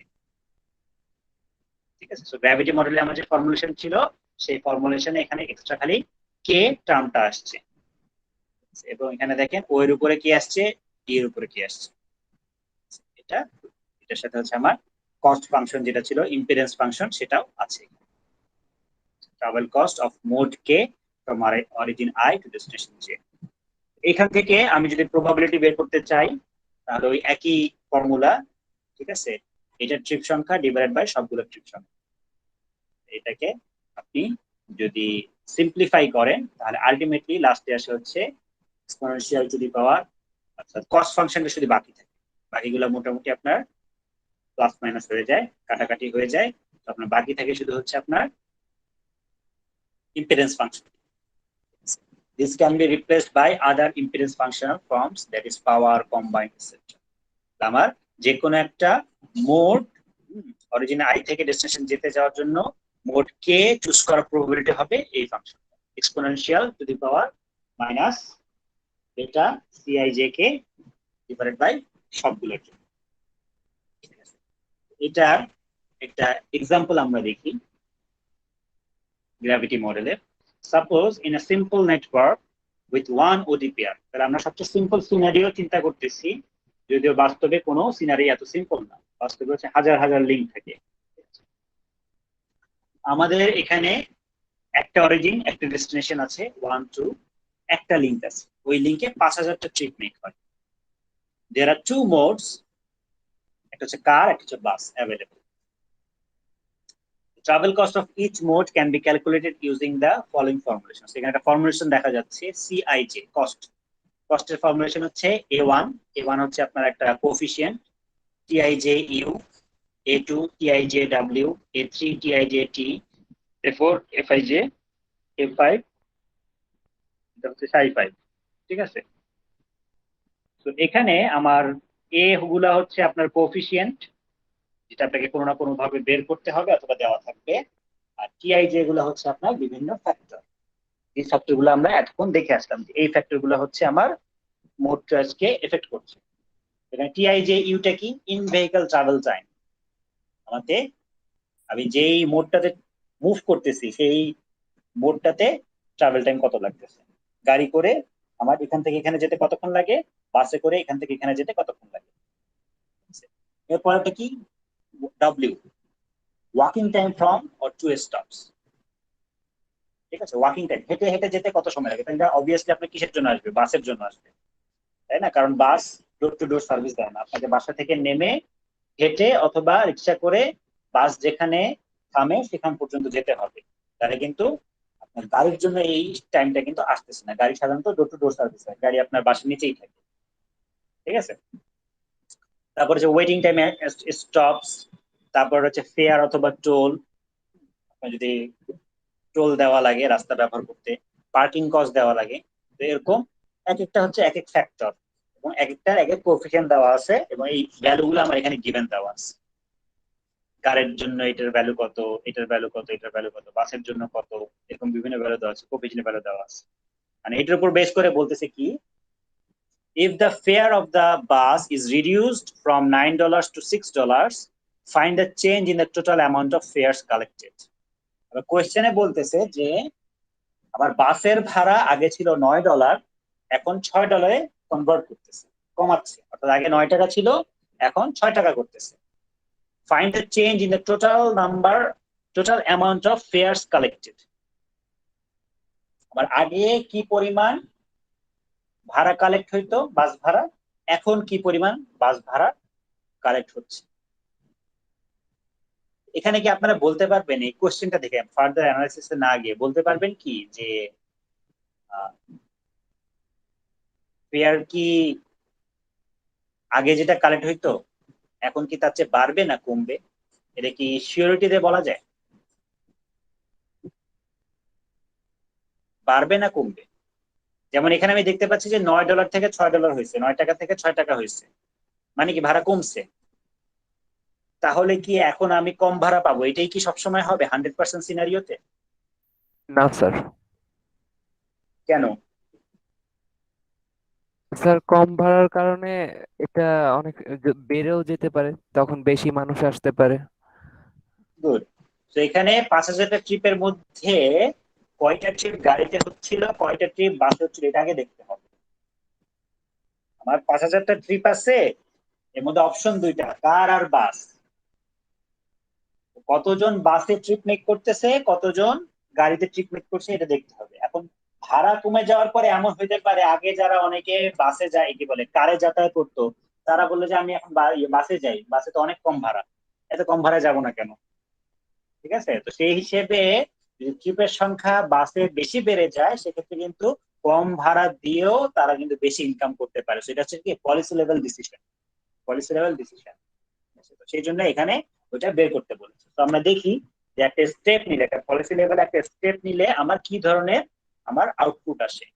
এই অঙ্কটা এখানে করে দেওয়া আছে সরাসরি। কিভাবে করব? আমার কস্ট ভ্যালু, প্রথম কাজ কি, প্রথম কাজ হচ্ছে যে আবার ডিস্ট্রিবিউশনটা বের করতে হবে। কতজন মানুষ বাস ইউজ করবে, কতজন মানুষ কার ইউজ করবে। কিভাবে বের করতে পারি? ওই প্রবাবিলিটি থেকে, যে বাস ইউজ করার প্রবাবিলিটি কত, কার ইউজ করার প্রবাবিলিটি কত, যে প্রবাবিলিটি পাবো, ঠিক আছে, আইদার পার্সেন্টেজ হিসেবে পাবো অথবা ওইটাকে কি 0 থেকে 1-এর মধ্যে একটা ভ্যালু হিসেবে পাবো। ঠিক আছে, মেবি পাইলাম 40.4 মানুষ হচ্ছে আপনার বাস ইউজ করবে। তাহলে আসলে বাসে কতগুলো ট্রিপ হয়, 0.4 ইন্টু 5,000, সেখান থেকে আমি বাসের ট্রিপের সংখ্যা জানতে পারবো। ঠিক আছে, আবার যখন কস্ট যখন ভ্যারি করবে, তখন হচ্ছে নতুন কস্টিং এ আমার সেটা চুজ করার প্রবাবিলিটি কত সেটা দেখবো, সেখান থেকে ট্রিপের সংখ্যা বের করতে পারবো। ঠিক আছে, তো ওই স্টেপ গুলো এখানে করে দেওয়া আছে। প্রথমে হচ্ছে বের করতে চাচ্ছে প্রিভিয়াস কন্ডিশনে যখন আমার ভাড়া বেশি ছিল তখন কস্ট অফ ট্রাভেল বাই কার কত। ঠিক আছে, ইকুয়েশন আমার দেওয়া আছে, সবগুলো কোফিশিয়েন্ট দেওয়া আছে, বসাই দিবেন ভ্যালুগুলো। A1 এর ভ্যালু বসাইছে, সেটার পাশে যে এই কারের জন্য TIJU এর ভ্যালু ছিল সেটা বসাই দিছে। ঠিক আছে, যে ভ্যালুগুলো আছে, যেগুলো নাই সেগুলো তো বাদ, যেগুলো আছে সেগুলো বসাই দিছে। বসাই দিয়ে আমার cost of travel by car equation থেকে বের করছে 2.08। একইভাবে বাসের জন্য বের করছে cost of travel by bus, পাইছে 2.18। সবগুলো ভ্যালু বসাই দিছে, A1 A2 A3 এর ভ্যালু বসাইছে, TIJU TIJW আরো যা যা আছে সবগুলোর ভ্যালু বসাইছে অ্যাভেলেবল গুলো 2.18। এখান থেকে এরপরে বের করতে হচ্ছে প্রবাবিলিটি অফ চুজিং মোট কার। এখন হচ্ছে কার যে চুজ করবে এটা প্রবাবিলিটি কত, আমরা সূত্র অলরেডি জানি, PIJ of car is equal to E to the power minus costing এর ভ্যালুটা, কস্টিং এর ভ্যালুটা। ঠিক আছে, কস্টিং এর ভ্যালুটা, তো সেটা বসাইছে। যে আমাদের এখানে যে এরকম সূত্র, ঠিক আছে, বেটার ভ্যালু দেওয়া নাই, যদি না দেওয়া থাকে আমরা 1 ধরে নেব, যদি দেওয়া থাকে তাহলে ধরবো, যদি বেটার ভ্যালু না দেওয়া থাকে তাহলে 1 ধরে নেব, যদি দেওয়া থাকে তাহলে সেটার ভ্যালু ধরবো। সেখানে যেহেতু দেওয়া নাই 1 ধরে নিচ্ছি।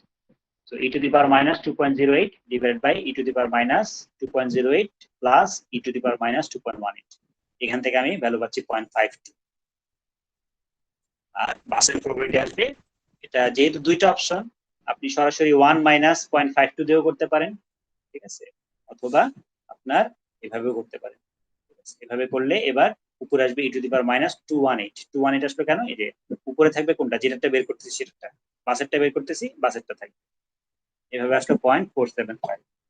ঠিক আছে, তাহলে আমার এই ডিস্ট্রিবিউশন থেকে আমি ট্রিপ সংখ্যা বের করতে পারি। তাহলে proportions of trips by car, total ছিল 5000টা, এটার প্রবাবিলিটি হচ্ছে 0.52, মাল্টিপ্লাই করে দিলাম 26, বাসেরটা হচ্ছে 5000 ইন্টু 0.475 24, এই দুটোর সামেশন কিন্তু 5000 হইতে হবে। আমি দেখলাম যে 5000টার মধ্যে 2600টা ট্রিপ গাড়িতে হচ্ছিল, 2400টা ট্রিপ বাসে হচ্ছে। 2400 ট্রিপে আমার ইনকাম কত হচ্ছিল, $9 হচ্ছে ভাড়া, মাল্টিপ্লাই করে দিলাম, আমি পাইলাম 21600 টাকা, 21600 টাকা। এখন আমি বের করব ভাড়া কমানোর পরে কি পরিমাণ ট্রিপ হচ্ছে এবং কি পরিমাণ আয় হচ্ছে, এই দুটো ডিফারেন্স আমাকে বের করতে বলছে। এবার হচ্ছে আমার ভাড়া চেঞ্জ হয়ে যাচ্ছে, ভাড়া চেঞ্জ হয়ে গেলে cost of travel by bus এটা ভ্যারি করতেছে, বাসের ভাড়া চেঞ্জ হয়েছে, কারের কিন্তু কিছু চেঞ্জ হয়নি, কারের আগেরটাই থাকবে 2.0 থাকবে, তো বাসেরটা চেঞ্জ হয়ে গেছে, বাসের নতুনটা বের করলো 1.88। ঠিক আছে, তাহলে এখন বাসের প্রবাবিলিটি বের করলো, বাসের প্রবাবিলিটি বের করলো, বাসের প্রবাবিলিটি বের করতে পারলো কত, 0.55। দেখেন আগে ছিল 0.475, এখন গেছে 0.55, মানে এখন আগের চেয়ে অনেক বেশি মানুষ বাস ব্যবহার করছে, কিন্তু তাতেও কি আমার ট্রিপ সংখ্যা কত হচ্ছে, তাহলে এখন ট্রিপ সংখ্যা দেখলাম 5000 ইন্টু 0.55 2750, আগে হয়তো 2400, প্রায় 350 ট্রিপ বাড়ে গেছে, বাসের ট্রিপ 350 বাড়ে গেছে। এখন ইনকাম কত হচ্ছে, 2750 ইন্টু 6, আমার আসলো 16500। আমি দেখলাম যে আসলে যদিও আমি ট্রিপের সংখ্যা বাড়তেছে কিন্তু আমার কিন্তু ইনকাম বাড়ে নাই, কারণ আমি আগে 21600 আর্ন করতাম, এখন হচ্ছে 16500 আর্ন করতেছি, তাহলে আমার লস হচ্ছে অ্যাকচুয়ালি বাসের মাধ্যমে 5100। ঠিক আছে, 5100 বুঝা গেছে? Yes sir.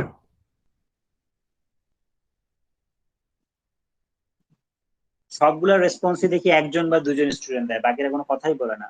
হ্যাঁ, বাকিরা কি ঘুমায় পড়ে নাকি কি করে? হ্যাঁ, না স্যার। No sir. বাকিদের কোনো রেসপন্স নাই কেন? অন্যদের কি কথা বলতেও কষ্ট হয়? হুম?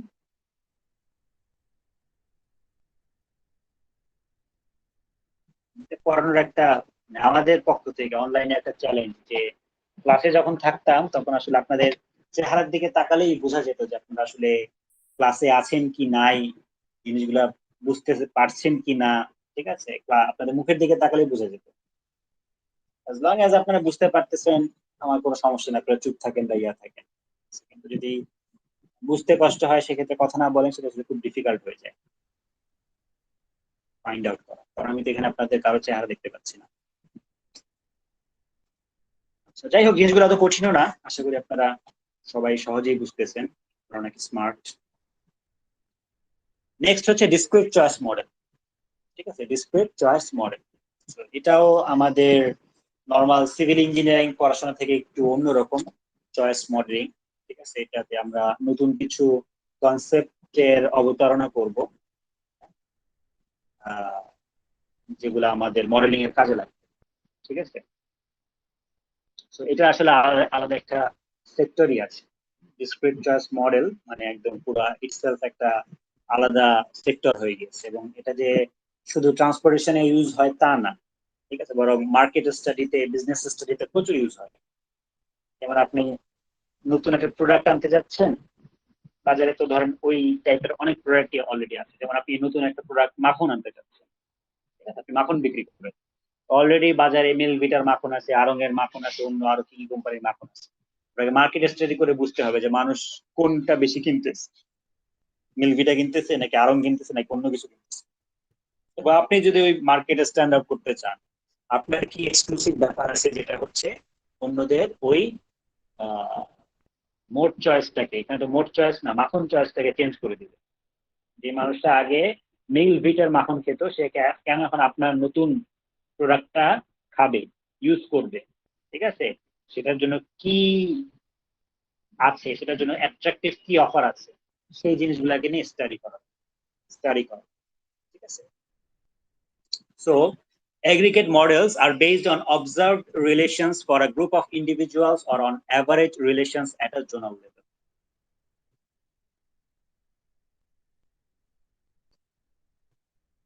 These aggregate models are based on observed choices made by individual travelers. So, aggregate ক্ষেত্রে আমরা তো বললাম যে একটা জোন লেভেলে আমার যতজন মানুষ আছে, যত পপুলেশন আছে, তারা আসলে একটা মোডকে কত পার্সেন্টেজে চুজ করতেছে সেটা আমরা বের করতেছি। আর ডিসঅ্যাগ্রিগেটে হচ্ছে আমার ইন্ডিভিজুয়াল ট্রিপের ক্ষেত্রে ওই পার্সনটা কোন মোডটাকে প্রাধান্য দিচ্ছে, কোনটাতে তার প্রবাবিলিটি বেশি। ঠিক আছে, এইখানে আমার ডিসক্রিট চয়েস মডেলের আপনার অ্যাপ্লিকেশনটা আসে। ঠিক আছে, আমার সামনে 4টা অপশন আছে, আমি কোন মডেলটাকে চুজ করব।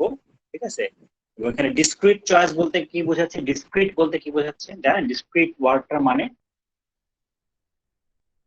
No sir. ডিসক্রিট ম্যাথমেটিক্স নামে একটা টার্ম আছে।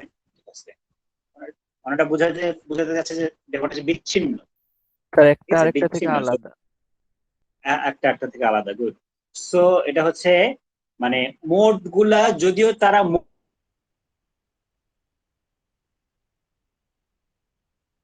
কিন্তু তাদের আসলে তাদের কনস্ট্রাকশন, স্ট্রাকচার, ক্যারেক্টারিস্টিক সবই তো একদম কমপ্লিটলি ডিফারেন্ট, তাই না? যেমন আপনারা সার্ভেতে অনেকগুলা কোয়েশ্চেন এর অ্যান্সার নিয়েছেন, যেগুলা হচ্ছে মেবি অপশন গুলা আলাদা হলেও তাদের মধ্যে একটা সিভিয়ারিটি লেভেল আছে।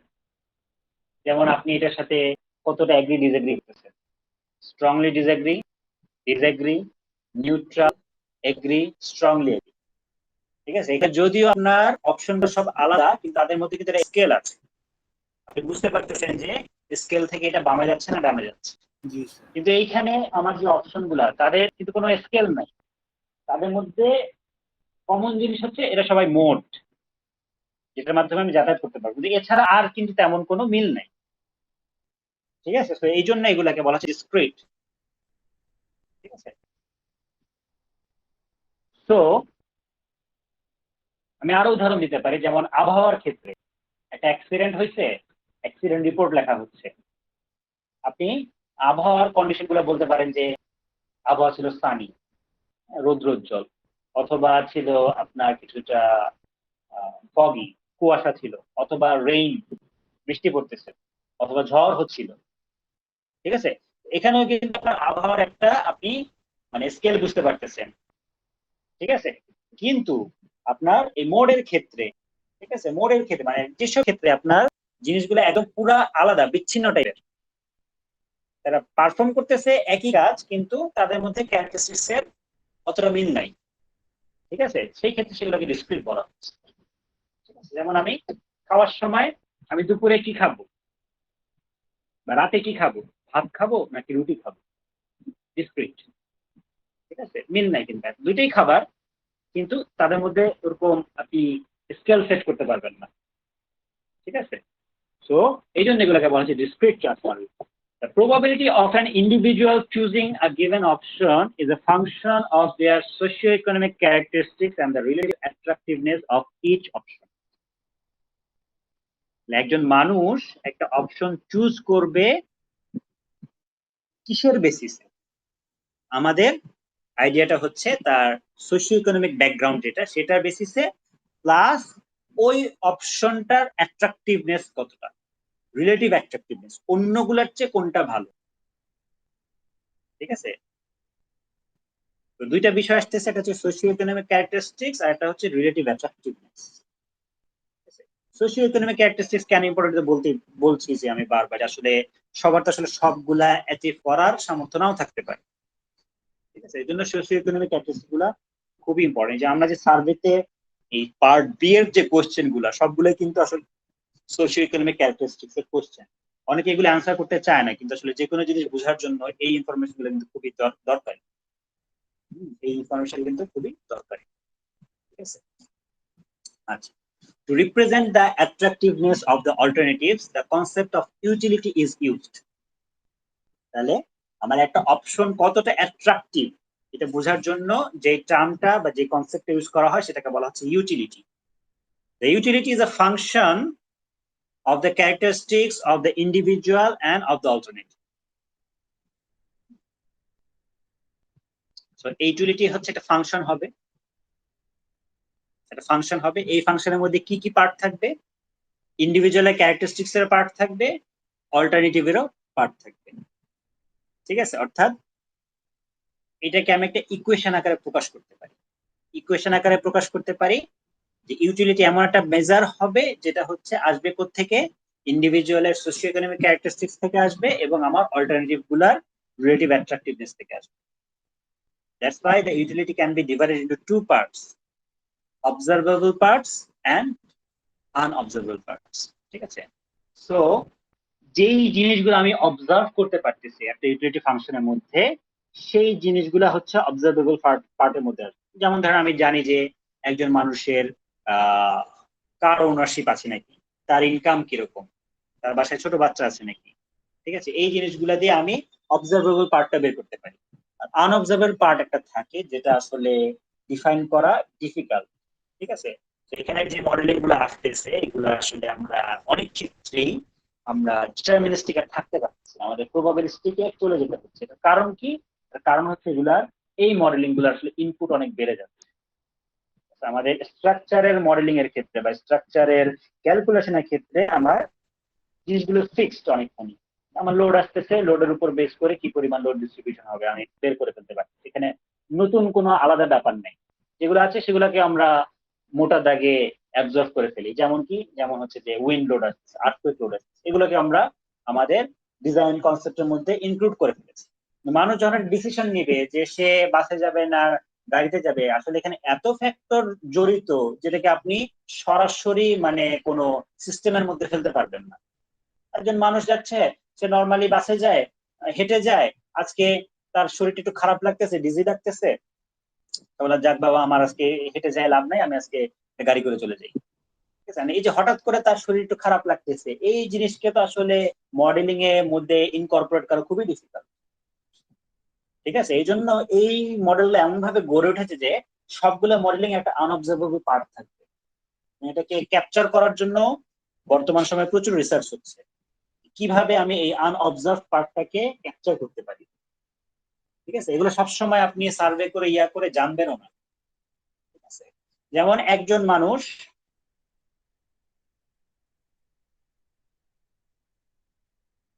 তার দুইটা পথ আছে, সে মেবি তার অফিস হচ্ছে এখানে, তার বাসা হচ্ছে এখানে, দুইটা পথ আছে, একটা হচ্ছে এই পথ আর হচ্ছে এই পথ। ঠিক আছে, দুইটা পথের মধ্যে মেবি এই পথে ট্রাভেল টাইম কম লাগে। ঠিক আছে, ট্রাভেল টাইম কম লাগে, মেবি লাগে 20 মিনিট। এই পথটার মধ্যে ট্রাভেল টাইম বেশি লাগে, একটু ঘুরে যাওয়া লাগে, মেবি টাইম লাগে 35 মিনিট। ঠিক আছে, তো এমনি আমরা নর্মাল রেশনাল অ্যাজাম্পশন কি জানি যে মানুষজন তাড়াতাড়ি যেতে পছন্দ করে, তো সেই হিসেবে হয়তো আমার এমন হওয়া উচিত ছিল যে 20 মিনিটের রাস্তাটাই চুজ করা উচিত একজন ইন্ডিভিজুয়ালের। কিন্তু এমন হইতে পারে যে যেটা 35 মিনিটের রাস্তা, এই রাস্তাটা মেবি একটা আপনার অ্যাট্রাকটিভ রাস্তা, মনে করেন এটা হচ্ছে হাতির ঝিলের পাশ দিয়ে ঘুরে যাওয়ার রাস্তা। এটা হচ্ছে নর্মাল রাস্তা, আপনি নর্মাল রাস্তার মধ্যে যাচ্ছেন, আর এখানে হচ্ছে আপনি হাতির ঝিলের পাশ দিয়ে ঘুরে যাওয়া, লেক সাইড ড্রাইভ। ঠিক আছে, তো এখন মানুষ একজন বলে যে আমি সারাদিন কাজ করছি, আমার তো বাসায় 20 মিনিটে গেলেও যা, 35 মিনিটে গেলেও তা, বাসায় গিয়ে আমার এখন তেমন আর কোনো কাজ নাই, আমি রিল্যাক্স করবো। তো আমার যেহেতু লেক সাইডের পাশ দিক দিয়ে যাতায়াত করলে আমার ভালো লাগে, ঠিক আছে, লেকের পাশ দিয়ে একটু ঘুরে আসবো, ঠিক আছে, ওই জন্য সে এই রাস্তাটা চুজ করলো। এই যে তার একটা পার্সোনাল প্রেফারেন্স, একটা চয়েস, এই জিনিসটা কি আসলে আলাদাভাবে আগে থেকে জানা পসিবল? পসিবল তো না, তাই না? একজন মানুষের এটাকে কি বলবো, সাইকিয়াট্রিক নেচার, ঠিক আছে, সাইকিয়াট্রিক নেচার। সে হঠাৎ করে কোনটাকে পছন্দ করবে, হয়তো বেশিরভাগ মানুষই হয়তো 20 মিনিট রাস্তা হয়ে যাবে, কিন্তু এরকম একটা সার্টেন পার্সেন্টেজ থাকতে পারে যারা হচ্ছে ওই লেগ সাইড ড্রাইভ দিয়ে যেতে আপনার পছন্দ করবে, ঠিক আছে, এবং সে এর জন্য ওই রাস্তাটাকে চুজ করবে। ওই জিনিসটাকে আসলে মডেলিং এর মধ্যে সরাসরি ক্যাপচার করে ফেলা অনেক সময় ডিফিকাল্ট হয়। এই টাইপের জিনিসগুলোকে আমরা আনঅবজারভেবল পার্টটাতে রাখার চেষ্টা করি, আনঅবজারভেবল পার্টটাতে রাখার চেষ্টা করি। এই পার্টটাকে কিভাবে ভালো মতো ক্যাপচার করা যায়, কিভাবে আরো মোর রিয়েলিস্টিক করা যায়, এই নিয়ে কিন্তু প্রচুর রিসার্চ হয়। আচ্ছা, the observable part can be defined as a linear combination of variables, এটা তো আমরা অলরেডি বুঝি। Discrete choice models for mode split elements of the discrete choice system. So K element হিসেবে কাজ করে? Decision maker, individual who make their choices. ডিসিশনটা কে make করে?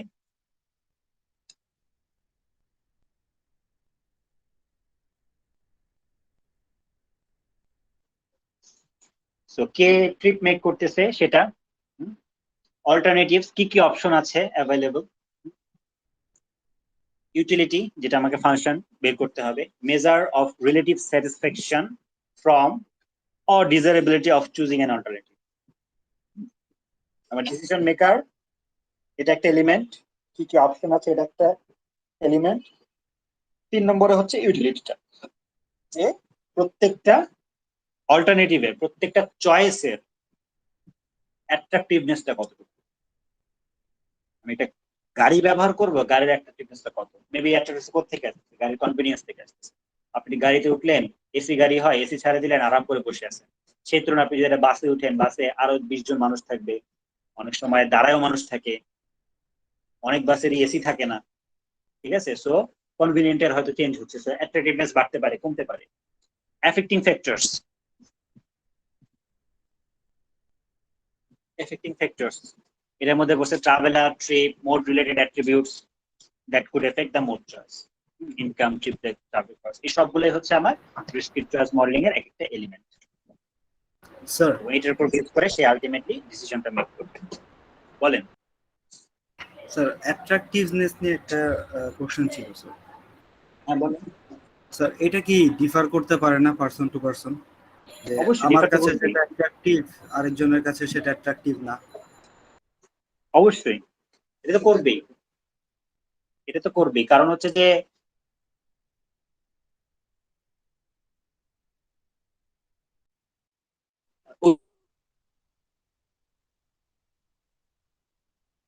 যে প্রত্যেক ইন্ডিভিজুয়ালের ট্রিপ মেকিং এর সময় মোড চয়েসের প্রবাবিলিটি ভ্যারিয়েশন কি ধরনের হচ্ছে। তো যখন ওই ইন্ডিভিজুয়ালকে নিয়ে আমি ডিসকাস করব, তখন তো তার সব ব্যাকগ্রাউন্ড চলে আসবে, তার ইনকাম, তার সোশিও ইকোনমিক স্ট্যাটাস, তার মেন্টাল ফিজিক্যাল কন্ডিশন, এগুলোর উপর বেস করে সে ডিসিশনটা মেক করবে। এটা অবশ্যই তো পার্সন টু পার্সন ভ্যারি করবে। এই জন্য তো এই জিনিসগুলো আরো ডিফিকাল্ট, কারণ যদিও পুরা সিস্টেমটা, নেটওয়ার্কটা যে রান করতেছে, হাজার হাজার গাড়ি চলতেছে, হাজার হাজার ইয়া চলতেছে, এখানে মানুষ কে কোন সময় কোন ডিসিশন নিবে এটা কিন্তু তারা ইন্ডিভিজুয়ালি নিচ্ছে। একটা গাড়ি সামনে দেখতেছে এই সিগন্যাল সবুজ থেকে হলুদ হয়ে গেছে, আপনি হয়তো চিন্তা করতে পারেন যে না, আমি হলুদ হয়ে গেছে তার মানে কি এখন আমাকে থামার ইন্ডিকেট দিচ্ছে, আমি এখন থেমে যাব, রেড সিগন্যাল আসে যাবে এক্ষুনি, আমি থেমে যাব। আপনার পিছের গাড়িটা সে মনে করতেছে যে হলুদ দেখা যাচ্ছে, আমার সামনে গাড়িটাও নিশ্চয়ই এটাকে ক্রস করতে চাইবে, আমিও ক্রস করে ফেলতে পারবো, এখানে আটকালি আরো 10-15 মিটার ধাক্কা, সে দিলে এক্সিলারেট করে, আপনি দিলে ডিসিলারেট করে, অ্যাক্সিডেন্ট হয়ে যাবে, তাই না? প্রত্যেকটা মানুষের এই জিনিসগুলোর উপরেই কিন্তু আসলে ডিসিশনটা ভ্যারি করতেছে। সামনে গাড়িটা যেতে চাচ্ছে কি চাচ্ছে না, তার উপর বেস করে আপনি যেতে পারবেন কি পারবেন না, এগুলার ডিসিশন, এগুলার ইয়াগুলা আউটকাম গুলো ভ্যারি করবে। তো এটা অবভিয়াসলি প্রত্যেকের জন্য আলাদা হবে, প্রত্যেকের জন্য আলাদা হবে, ঠিক আছে।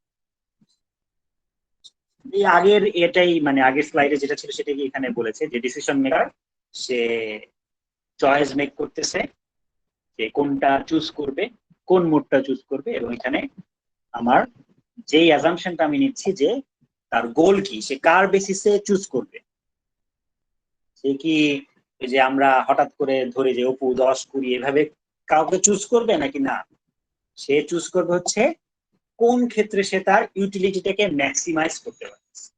আমাদের বিহেভিয়ারিয়াল অ্যাজাম্পশনটা হচ্ছে কোন ক্ষেত্রে তার ইউটিলিটিটা ম্যাক্সিমাইজ হচ্ছে। ঠিক আছে, এখানে ইউটিলিটি কি বোঝাচ্ছে, আমার এই মোডটা ব্যবহার করলে সে তার ইউটিলিটি অন্যগুলোর চেয়ে বেশি পরিমাণ অ্যাচিভ করতে পারতেছে। এখানে আমি মেজার কি করব, ইউটিলিটি বুঝতে পারতেছি।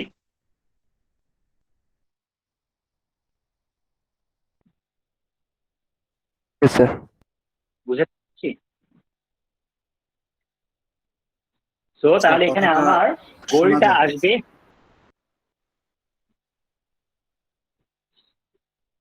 আচ্ছা সেটাই আমি বললাম যে আমার যদি 3-4টা অপশন থাকে, 3-4টা অপশনের মধ্যে কোনটাকে আমি চুজ করব, এটার রেশনালটা কি, রেশনালটা কি, রেশনালটা হচ্ছে যে আমার গোল থাকবে যে ইউটিলিটি আমি যাতে ম্যাক্সিমাইজ করতে পারি।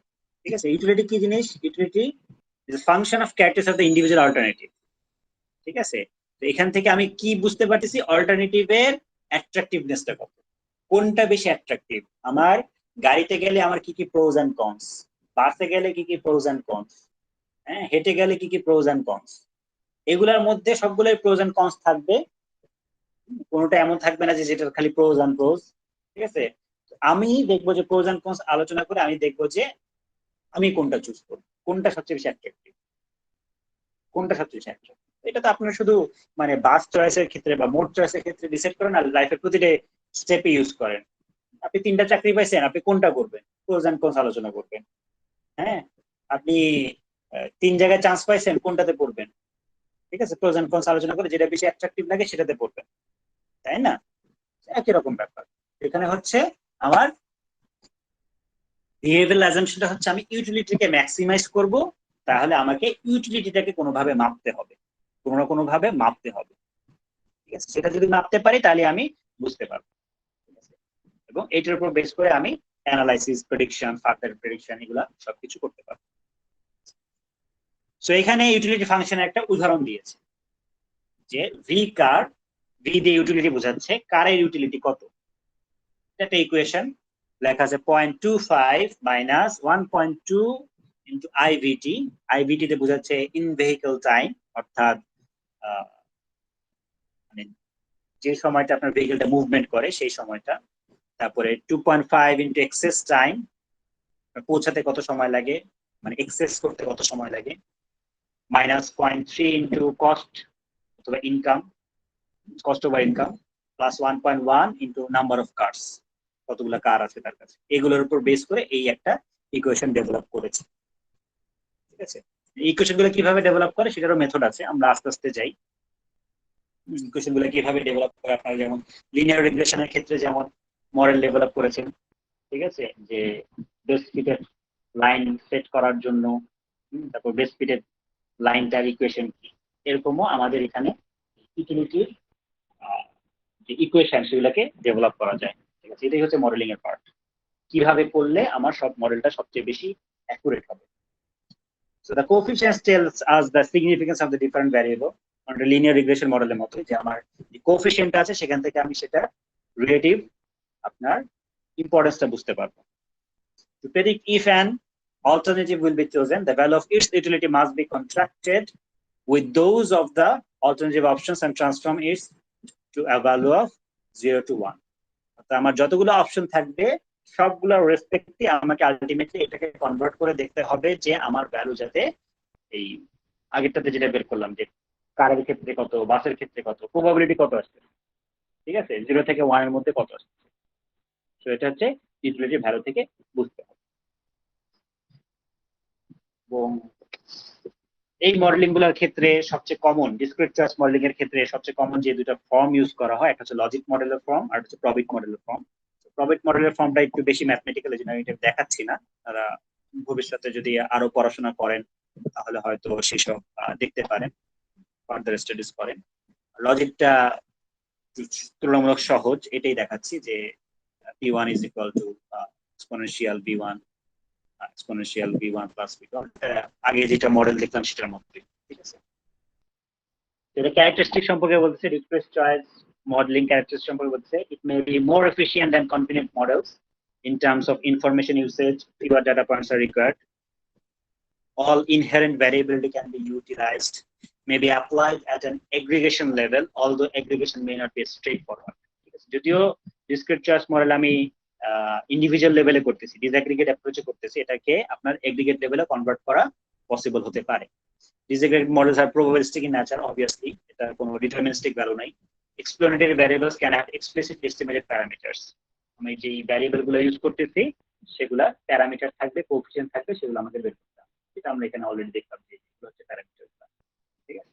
তাদের কোএফিসিয়েন্ট যেটা আছে এগুলোর ভ্যালু আমাদেরকে বের করে নিতে হবে, ঠিক আছে। তো এটার আসলে ইনপুট আউটপুট আমি কি পাচ্ছি এটা আমি বুঝাতে চাচ্ছি। Estimate the probability of choosing a mode for each individual traveler object.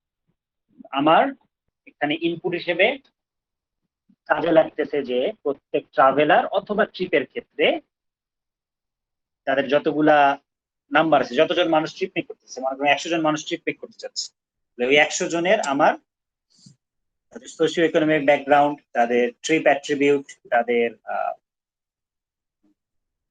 ট্রিপের নেচার, তারপরে মোড যেগুলো আছে সেগুলোর নেচার, এগুলো সব আমার ইনপুট হিসেবে লাগতেছে।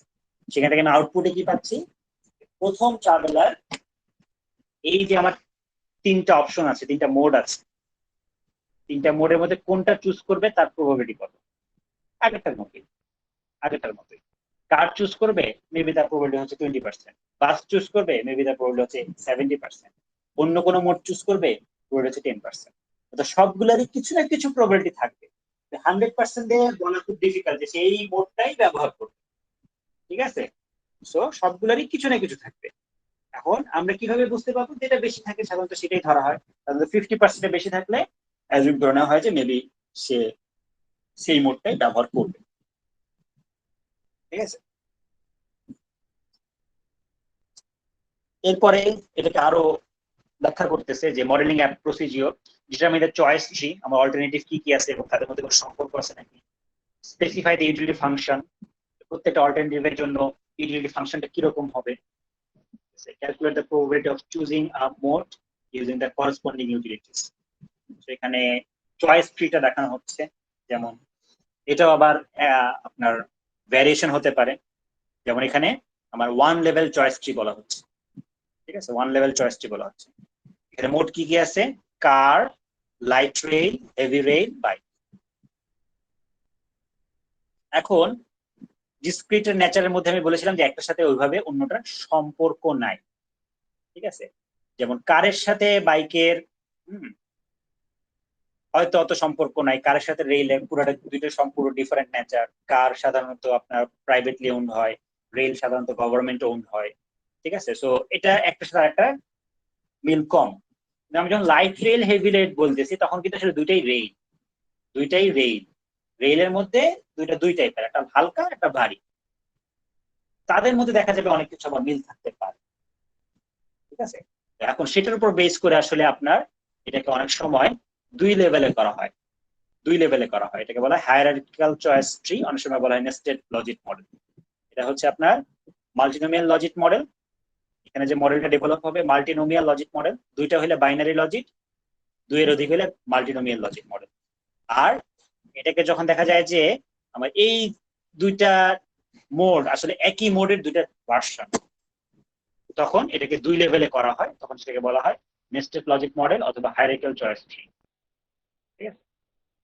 আচ্ছা, এবং প্রত্যেকটার জন্য আমার কি করতে হবে, প্রত্যেকটার জন্য আমার ইউটিলিটি ফাংশন ডিফাইন করতে হবে। ইউটিলিটি ফাংশন এখানে ডিফাইন করছে, ঠিক আছে, UIN, utility of alternative I perceived by decision maker N. আমার ডিসিশন মেকারের আইডেন্টি হচ্ছে এন, অল্টারনেটিভ আইডেন্টি হচ্ছে আই। এবং এটা দুইটা পার্ট থাকবে বলছিল, একটা অবজারভেবল, একটা আনঅবজারভেবল। অবজারভেবল পার্ট হচ্ছে ভিআইএন আর আনঅবজারভেবল পার্টটা হচ্ছে এটা random term epsilon in, random term that taking into account for the unobserved factors, unobserved attributes, variation of test, ঠিক আছে। ভিআইএন হচ্ছে যেগুলো আমি অবজার্ভ করবো, মাপতে পারবো, এগুলো আবার দুইটা পার্ট আছে, ঠিক আছে। হচ্ছে ডিসিশন মেকারের ক্যারেক্টারিস্টিক্স থেকে আসে এসএন, আর জেডটা আসে হচ্ছে আপনার মোড বা অল্টারনেটিভের perspective, attributes of the alternative সেখান থেকে। তো এটা হচ্ছে সিস্টেমেটিক কম্পোনেন্ট, যেটা আমরা সহজে অনেকখানি বের করতে পারি, কিন্তু এটা হচ্ছে র্যান্ডম কম্পোনেন্ট, এটা বের করা অনেক ডিফিকাল্ট। এই জন্য এই জিনিসগুলো প্রবাবিলিস্টিক নেচারে চলে যায়, আচ্ছা, সো আমার গোলটা কি? আমার গোলটা ছিল যে আমার ইউটিলিটি বেশি হবে, যেই মোডের ইউটিলিটি বেশি হবে সেই মোডটাই আমার জন্য অ্যাপ্লিকেবল। ঠিক আছে, তাহলে এই মোড আই চুজ করার কখন চুজ করা হবে? যদি এটার ইউটিলিটি বেশি হয়। ঠিক আছে, probability of choosing I mode by n individual, that will be a, সেইটার ইউটিলিটিটা অন্য ইউটিলিটি গুলোর চেয়ে বেশি হবে। এটাকে আরো ভেঙে লিখলে van প্লাস এপসাইলন in, এটা greater than or equal to হবে অন্যগুলোর চেয়ে। Probability that the utility of alternative I for the individual decision maker n is greater than or equal to the utilities of all other alternatives in the choice. অন্য সবগুলোর চেয়ে যখন আমার utility বেশি হবে তখন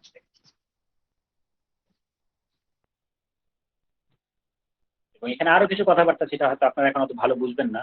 র্যান্ডম কম্পোনেন্ট এই epsilon I এর একটা বৈশিষ্ট্য আছে যেটাকে বলা ইন্ডিপেন্ডেন্টলি এন্ড আইডেন্টিক্যালি ডিস্ট্রিবিউটেড। ঠিক আছে, এটা আমি আপাতত স্কিপ করে যাই, এটা হায়ার লেভেলে মডেলিং ইস্যু, মেবি এটা আপনারা বুঝতে পারবেন না। সো এটা যদি হয় তাহলে the probability of function of choosing a mode for individual traveler becomes en I, এটা হবে e to the power mu হচ্ছে কোএফিশিয়েন্ট vin, আর হচ্ছে বাকি সবগুলো। আমার ফর্ম মোটামুটি একই থাকতেছে, আগে যে ডিজাইন দিকের ব্যাক দিকের অ্যাপ্রোচে দেখে এসেছিলাম ফর্ম মোটামুটি কাছাকাছি থাকতেছে, কিন্তু এখানে ইকুয়েশন গুলো এখন ডিফারেন্ট হয়ে যাচ্ছে। ঠিক আছে, এটা একটা এক্সাম্পল দেখি, এক্সেল শিট এক্সাম্পল দেখি। তো এই হচ্ছে আমার একটা অঙ্ক দেওয়া আছে যে আমার 3টা মোড অ্যাভেলেবল,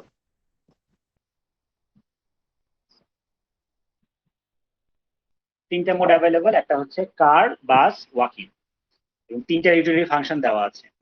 কারের ইউটিলিটি ফাংশন হচ্ছে 0.8 minus 1.1 into travel time plus 0.009 into household income.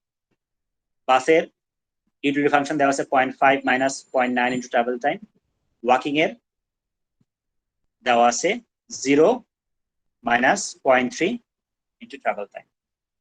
এইগুলো কিভাবে ডেভেলপ হইলো? এগুলো হচ্ছে মডেলিং এর মাধ্যমে ডেভেলপ হয়, যেটা আমরা হয়তো ভবিষ্যতে কোনোদিন শিখবো। ঠিক আছে, যদি সময় সুযোগ হয়। তো এই জিনিসটা আমাদের জন্য এই এই এই at this moment, at this stage আমরা এটা ইনপুট হিসেবে ধরে নিচ্ছি, এরপরে আমার 20 জন ট্রাভেলার ইনফরমেশন দেওয়া আছে। 20 জন ইন্ডিভিজুয়াল, মেবি 1 নম্বর ইন্ডিভিজুয়াল হচ্ছে আমি, 2 নম্বর ইন্ডিভিজুয়াল হচ্ছে আরেকজন স্টুডেন্ট, হ্যাঁ, 3 নম্বর ইন্ডিভিজুয়াল হচ্ছে আরেকজন স্টুডেন্ট, এরকম 20 জনের ইনফরমেশন দেওয়া আছে। এবং ঠিক আছে, তাদের যে ট্রিপ মেকিং সেটার রেসপেক্টে আপনার এই ইনফরমেশনটা দেওয়া আছে।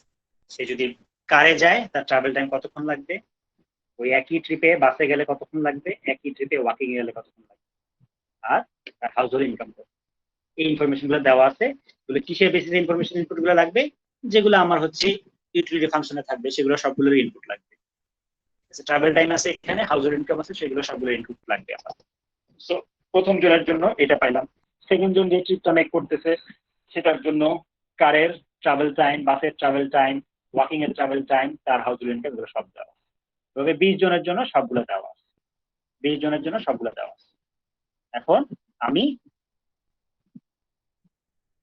আমি আমার এই কি বলে ডিসক্রিট চয়েস মডেলিং এর ফর্ম অ্যাপ্লাই করে আমাকে বের করতে হবে প্রত্যেকটা মানুষের জন্য, এই যে ট্রাভেলার আইডি 1, তার জন্য কার, ওই ট্রিপের জন্য কার ব্যবহার করার প্রবাবিলিটি কত, বাস ব্যবহার করার প্রবাবিলিটি কত, ওয়াকিং ব্যবহার করার প্রবাবিলিটি কত।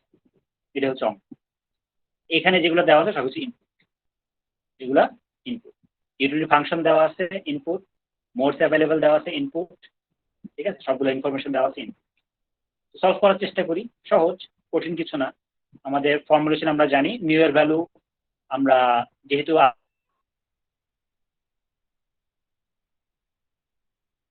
আলাদাভাবে কিছু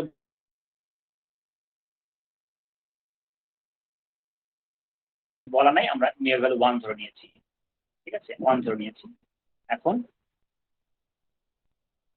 বড় করলে আমরা দেখা যাবে নাকি ছোট, লেখা কি পড়া যায়? হ্যালো, না স্যার, একটু দেখা বড় যাচ্ছে। স্যার একটু বড় করলে ভালো আরেকটু হবে। জুম করলে হয়, স্যার। স্যার দেখা যাচ্ছে।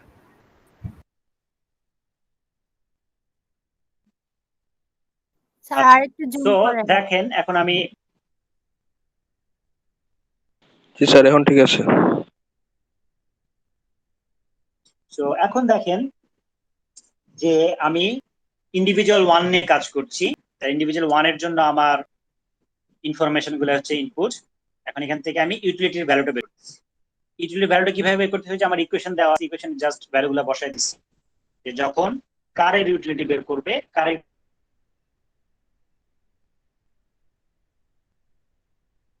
ইকুয়েশন দেওয়া আছে 0.8 minus 1.1 into travel time in car, তাহলে 10 দিয়ে গুণ দিয়েছি, plus 0.009 into household income, V car কত ভ্যালু আসছে মাইনাস 9.93।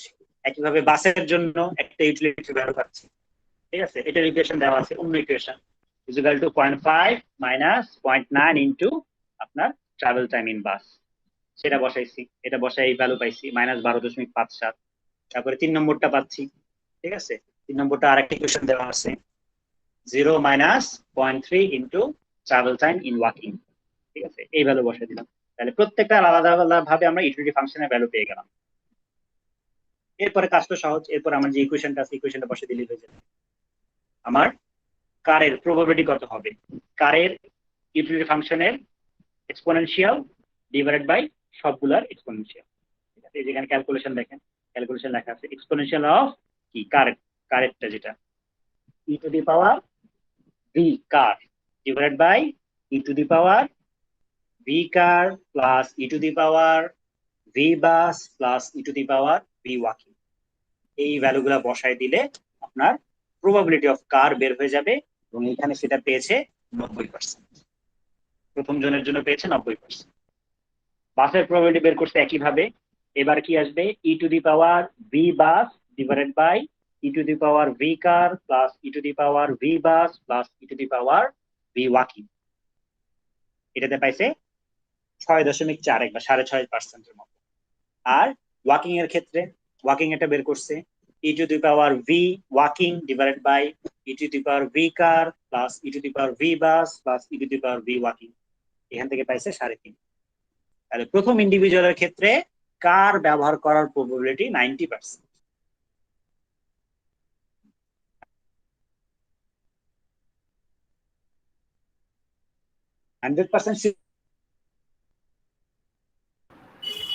স্যার এইভাবে সবার প্রবাবিলিটিটা বের করে ওটা কোথায় অ্যাপ্লাই করা হবে? গাড়িতে করেই তার ট্রিপটা মেক।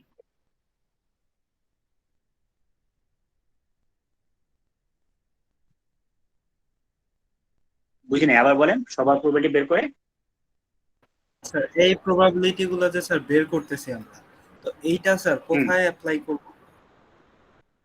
এটা দিয়ে আপনি পুরা নেটওয়ার্কের ডিস্ট্রিবিউশনটা বুঝতে পারবেন। যেমন এখানে একটা এক্সাম্পল দেখানো হয়েছে যে প্রত্যেকজনে আলাদা আলাদাভাবে বের করছে, তারপরে সে মার্কেট শেয়ার দেখতেছে। আসলে এখানে যে আমার 20 জনের 20টা ট্রিপ আছে, সেই 20টা ট্রিপের মধ্যে কার কতজন ব্যবহার করতেছে, বাস কতজন ব্যবহার করতেছে,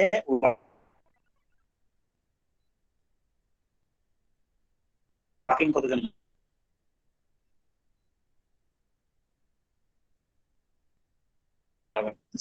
এই যে এখানে ডিস্ট্রিবিউশন আপনি পাচ্ছেন। গাড়ি ব্যবহার করতেছে প্রায় অ্যাভারেজ 60%, বাস ব্যবহার করতে আপনি বাসেরটা 35% থেকে বাড়িয়ে 80% করতে হবে। ট্রাফিক জ্যাম কমানোর জন্য পলিসি মেক করা হচ্ছে, আপনার বাসের শেয়ার এখন আছে 35%, এটাকে আপনাকে কি করতে হবে 80%-এ ইনক্রিজ করতে হবে। তাহলে আপনি কি কি স্টেপস নেবেন, ঠিক আছে, তখন কি করতে হবে, বাসকে অ্যাট্রাকটিভ করতে হবে, অন্যগুলোকে লেস অ্যাট্রাকটিভ করতে হবে। ওই জন্যই তো তখন পলিসি লেভেল গুলো আসে। এখন আপনি অন্যকে ইনঅ্যাট্রাকটিভ করতে গেলে কি করতে হবে, সেটাকে বেশি এক্সপেন্সিভ করা লাগবে। যেমন একটা প্রচলিত জিনিস হচ্ছে টোলিং আসে, রাস্তায় আপনি গাড়ি ব্যবহার করলে আপনাকে হাই টোল দিতে হবে, নিজের গাড়ি ব্যবহার করবেন হাই টোল দিতে হবে।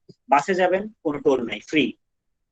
ঠিক আছে, এইভাবে হচ্ছে আপনি পলিসি মেক করবেন। রাস্তায় গাড়ি পার্ক করবেন, আপনাকে হাই পার্কিং চার্জ দেওয়া লাগবে। তো কারকে আপনি লেস অ্যাট্রাকটিভ বানাচ্ছেন যাতে মানুষজন এটা ব্যবহার না করে। অন্যদিকে বাসকে মোর অ্যাট্রাকটিভ করতেছেন, বাস বা পাবলিক ট্রানজিটকে। এই যে মেট্রো রেল আসতেছেন, মেট্রো রেল একটা নতুন একটা রেল হবে, চকচক করবে। ঠিক আছে, ওখানে আপনি ভালো কন্ডিশন বা অপারেশনাল কন্ডিশন মেনটেন করবেন, মানুষজন এটাতে যাবে। ওখানে আপনি সেফটি সিকিউরিটি মেনটেন করবেন, ওখানে কোনো ধরনের দুর্ঘটনা ঘটলে সাথে সাথে সেটা সলভ করবেন। ঠিক আছে, যে কোনো ধরনের ইনসিডেন্ট হইলে ওখানে পুলিশের বেশি থাকবে, পেট্রোলিং পুলিশ বেশি থাকবে। এভাবে হচ্ছে আপনি কি করতেছেন, আপনি বাস বা পাবলিক ট্রানজিটকে মোর অ্যাট্রাকটিভ বানাচ্ছেন, কারকে লেস অ্যাট্রাকটিভ বানাচ্ছেন। এই পলিসিগুলো নেওয়ার পরে আপনি আবার অ্যানালাইসিস করে দেখবেন, তখন দেখবেন যে বাসের কতটা বাড়বে। তখন আপনি বুঝতে পারবেন না আপনি যে কাউন্টার মেজার গুলো নিয়েছিলেন সেটা আউটকাম আপনি কি পাচ্ছেন, আপনি কি আসলেই মানুষকে কার থেকে বাস মুখ করতে পেরেছেন কিনা। তাই না? এরকম আমাদের মতো ঢাকা শহরের মতো শহরে তো আসলে এটাই মেইন প্রবলেম, আমরা আসলে কারের উপর ডিপেন্ড করে থাকতে পারবো না, আমাদেরকে অবশ্যই পাবলিক ট্রানজিটেই যেতে হবে, কিন্তু এখনকার মেইন সমস্যা কি, পাবলিক ট্রানজিট গুলা হচ্ছে বিলো স্ট্যান্ডার্ড হয়ে গেছে, অথবা এত ডিমান্ড সেই অনুযায়ী সাপ্লাই নাই।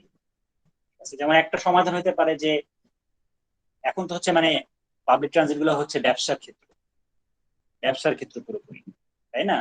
আপনি যত বেশি যাত্রী তুলতে পারবেন তত বেশি আয় হবে, যত তাড়াতাড়ি যাইতে পারবে, সেজন্য তারা অনেক অনৈতিক কাজকর্ম করে, যে এমন ভাবে গাড়িগুলোকে পার্ক করে যাতে অন্য বাসটা আগে যাইতে না পারে, অন্য বাসটা আগে গেলে পরের স্টপের যাত্রীগুলোকে সে নিয়ে নেবে। এখন এটাকে যদি অন্যভাবে চিন্তা করা যায়, বাসের ড্রাইভার, বাসের হেল্পার, তোমরা সবাই একটা ফিক্সড চাকরি করো, তুমি মাস শেষে এত টাকা পাবাই, এর চেয়ে বেশিও পাবা না, এর চেয়ে কমও পাবা না, কিন্তু তোমাকে রুলস ফলো করে চলতে হবে। তুমি এই যে এরকম করো যে পরের বাসটাকে আটকায় রাখি যাতে আমি পরের স্টপেজের বাসগুলোকে ধরতে পারি, দুই তিন দুই তিন লেন মিলে বাসগুলো দাঁড়ায় থাকে যাত্রী নেওয়ার সময়, এবং অন্য গাড়িগুলোকে যাইতে বাধা দেয়। এই জিনিসগুলোকে কিন্তু অনেকভাবে আপনার কন্ট্রোল করা যেতে পারে। ঠিক আছে, এটা যদি এরকম ব্যবসা ক্ষেত্র থেকে কনভার্ট করে যদি আপনার জনহিতকর ক্ষেত্রে কনভার্ট হয়ে যায়, অর্থাৎ এটা হচ্ছে কি এখন সরকারের মালিকাধীন অবস্থা চলে আসছে। যেমন মেট্রো পুরোটাই সরকারের মালিকানাধীন, তাই না? কিন্তু বাসগুলো তো হচ্ছে আপনার ব্যবসা ক্ষেত্র। যে বোঝা, তুমি যত বেশি ইনকাম করতে পারবা সেরকম তোমাকে ওই অনুযায়ী টাকা দেবো, তখন তো ড্রাইভার চিন্তা করবে যে আমি এরকম করি।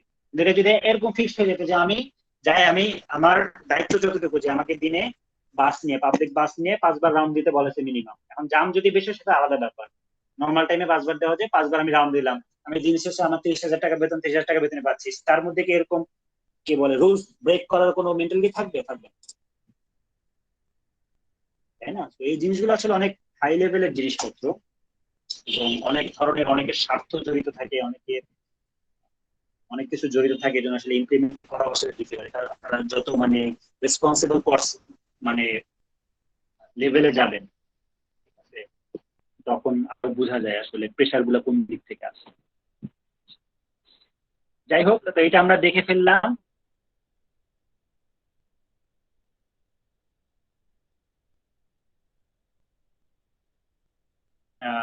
আপনার এর উপরে ফোকাস করে, আর ইন্ডিভিজুয়াল লেভেলে করে। Affecting factor mainly trip attribute থাকে, ওখানে হচ্ছে সবগুলো থাকে, ট্রাভেলার, ট্রিপ,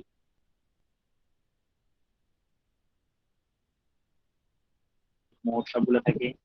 আর ওখানে হচ্ছে ম্যাক্সিমাম ইউটিলাইজেশন, অর্থাৎ আমার ইউটিলিটি যে ফাংশন থাকবে সেটা ম্যাক্সিমাইজেশন যেখানে হবে সেখানে যাবে। এখানে ডাটা ইনপুট কম লেভেলের ডাটা লাগে, আর ওখানে হচ্ছে অনেক এক্সপেন্সিভ লেভেলের ডাটা লাগে, অর্থাৎ প্রত্যেকটা ইন্ডিভিজুয়ালের ইনকাম, আরো অনেক নেচার, সেই জিনিসপত্রগুলো কাজে লাগে। সো এটা হচ্ছে এক্সপেন্সিভ।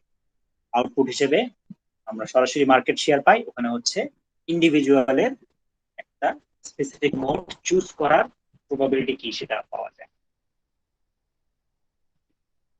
তো এই ছিল মোটামুটি মোড স্টেট। এরপরে ট্রাফিক অ্যাসাইনমেন্ট আমি এমনি নর্মালি ক্লাসে একটা রিভিউ দিয়ে থাকি, তো এবার যেহেতু সময় নাই আমি এটা বাদ দিচ্ছি। এটা আমরা 453 আপনারা যখন নেবেন তখন ইনশাল্লাহ পড়ানো হবে লাস্ট টেস্টে। এমনি তো বলেছি যে আসলে প্রতিটা লিঙ্কে রোডে আপনার কি পরিমাণ ভলিউম থাকে, ঠিক আছে, সেই জিনিসগুলো কিভাবে আপনার মেনটেন হয় সেটা, এটা একটা মানে জিনিসটা অনেক ভালো, কিন্তু মানে মেবি নেক্সট সেমিস্টারে আমরা এটা শুরু করবো, ঠিক আছে? এটা আর পার্কিং স্টাডিজ, এটাও একটা ছোট পার্ট। আমার মনে হয় এটা খুবই সেলফ এক্সপ্লেনেটরি, ঠিক আছে? পার্কিং স্টাডি, যে জিনিসগুলো লেখা আছে এগুলো আপনারা পড়লেই বুঝবেন। আপনারা সবাই কম বেশি পার্কিং এর সাথে পরিচিত। আপনাদের অনেকেরই হয়তো বাইক আছে, বাইক পার্কিং নিয়ে আপনারা হয়তো প্রবলেম ফেস করেছেন অথবা সুবিধা ভোগ করেছেন। এখানে পার্কিং রিলেটেড কিছু কথাবার্তা বলা আছে। আমার যেহেতু সময় বেশি নাই, আমি এটা আপনাদেরকে সেলফ লার্নিং এর জন্য দিয়ে দিলাম, এবং সেলফ লার্নিং আমি দিতেই পারি সেন্স যে আপনাদের যেই আউটকাম বেস এডুকেশন, সেখানে একটা কিন্তু পার্ট ছিল হচ্ছে লাইফ লং লার্নিং। সো যদিও মানে আপনারা নিজেরা জিনিসগুলাকে স্টাডি করতেছেন, আমি জিনিসটা দিয়ে দিচ্ছি, তারপরও আমার মনে হয় এটাতে খুব একটা সমস্যা হবে না। এটা নিজেরা পড়লেই বুঝতে পারবেন, নিজেরা পড়লেই বুঝতে পারবেন। পার্কিং এর বিভিন্ন টাইপ সম্পর্কে বলেছে, সুযোগ সুবিধা সম্পর্কে বলেছে, এবং আপনারা তো কম বেশি ট্রাফিক জ্যামের সলিউশনে পার্কিং এর এটা আনছেন, বা সবাই আনছেন মনে হয়, কিভাবে পার্কিং করা যেতে পারে, ঠিক আছে?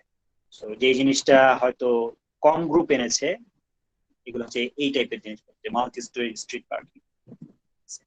এটাও আমাদের কিন্তু বেশ কয়েকটা জায়গায় আছে, ঠিক আছে? ঢাকা শহরে কম আছে, অনেক কম আছে, কিন্তু কয়েকটা জায়গায় এরকম কতগুলো বিল্ডিং শুধুমাত্র পার্কিং এর জন্য, কতগুলো বিল্ডিং শুধুমাত্র পার্কিং এর জন্য। এটা একটা, একটু তো বেশি জায়গা লাগে, ঢাকা শহর যেহেতু এক্সপেন্সিভ, অনেকে এটা করতে চায় না, সেক্ষেত্রে এই টাইপের কম জায়গায় আপনার ভার্টিক্যাল রোটারি স্মার্ট পার্কিং করা যেতে পারে, ঠিক আছে? দেখেন এখানে জায়গা লাগতেছে মাত্র 2টা গাড়ির অথবা একটা গাড়ির, ঠিক আছে? এবং এখানে দেখেন এই জিনিসটা লিফটের মতো, গাড়িটা যখন আসবে ওটাকে এভাবে উপরে তুলে নেবে। অবভিয়াসলি এটা একটা ডিজাইন করা হয়েছে যে গাড়ির ওজন গুলোকে রাখতে পারে, ঠিক আছে? এইভাবে এটা হচ্ছে রোটেট করতে হবে, নাগরদোলার মতো। যে আসবে, যে এখন আমি আসছি, আমার গাড়ি বের করতে হবে, এটা ঘুরে গিয়ে ওর গাড়িটা নিচে নামাই দিবে, সে ওই গাড়ি নিয়ে শো করে যাবে। দেখেন মাত্র এতটুকু জায়গার মধ্যে সে প্রায় কত 15-20টা গাড়িকে সে রাখতে পারে, ঠিক আছে? Vertical rotary smart. এটা বেশি স্মার্ট, এটা হইতে পারে যে ডাবল ডাবল লেভেলে, ঠিক আছে? তো এটা এখানে যেমন 1 2 3 4 5 6 7 তলা পর্যন্ত করে ফেলেছে, এখানে হচ্ছে আপনার মাত্র 2টা।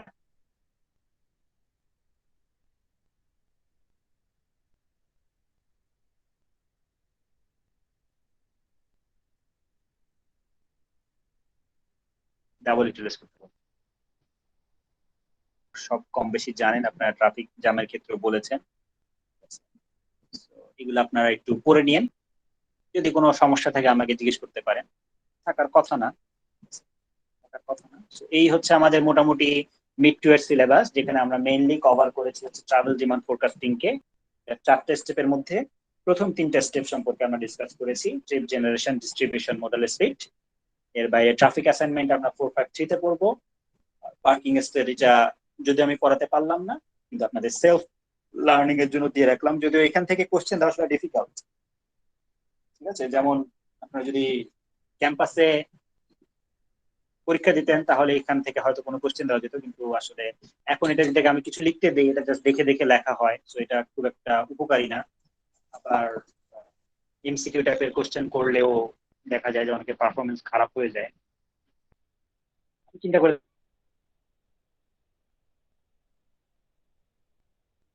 দেখবেন যে কিভাবে কোশ্চেন দেওয়া যেতে পারে। আচ্ছা, তাহলে আমার ক্লাস শেষ। আমি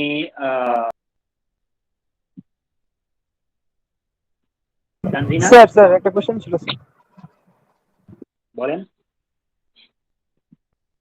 প্রেজেন্ট স্যার। বলেন ফারদিন। স্যার স্যার এক্সেলে স্যার মানে এক্সপোনেনশিয়াল এর যে ভ্যালুটা আছে কিভাবে বসাবো একটু দেখানো যাবে স্যার? এক্সপোনেনশিয়াল এক্সেল সরাসরি আপনার ক্যালকুলেট করতে পারে।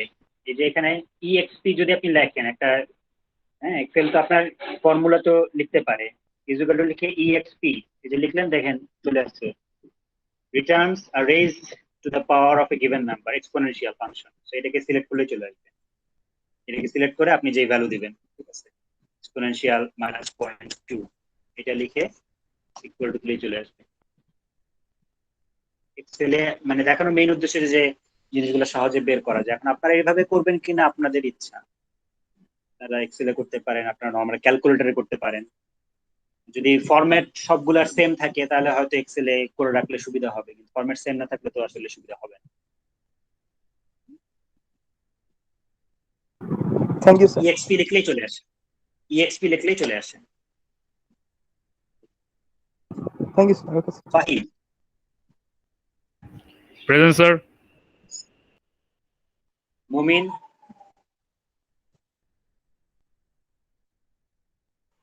Yes sir. রাফি, রাফি আপনাদের মনে হয় সময় নেক্সট ক্লাসে সময় হয়ে গেছে, যারা অ্যাটেন্ডেন্স দিচ্ছেন তারা চলে যেতে পারেন, ঠিক আছে? রাফি, রাফি নাই। Soumik, yes sir.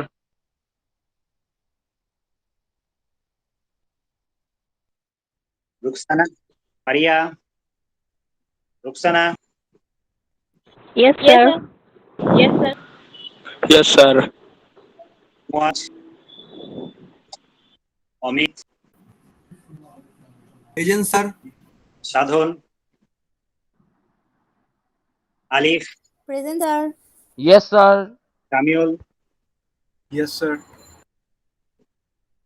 রুদ্র,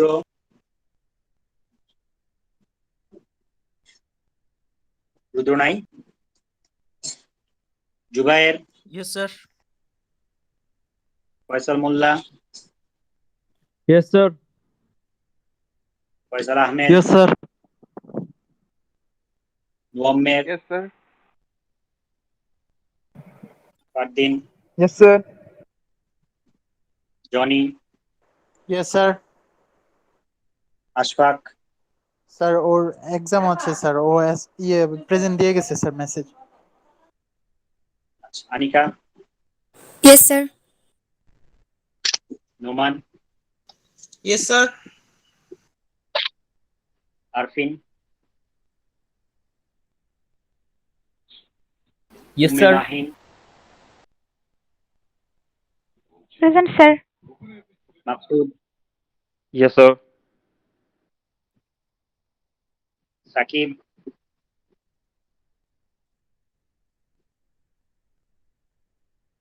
সাকিব নাই। Naimul, yes sir. Oishi, Yes, sir. Azad, yes sir. Fayek. Yes sir. ঠিক আছে, ধন্যবাদ। আমাদের স্যার। নেক্সট ক্লাসে পরীক্ষা হবে, ঠিক আছে? বলেন। স্যার, আমাদের এক্সামটা স্যার কয়টার দিকে হবে স্যার?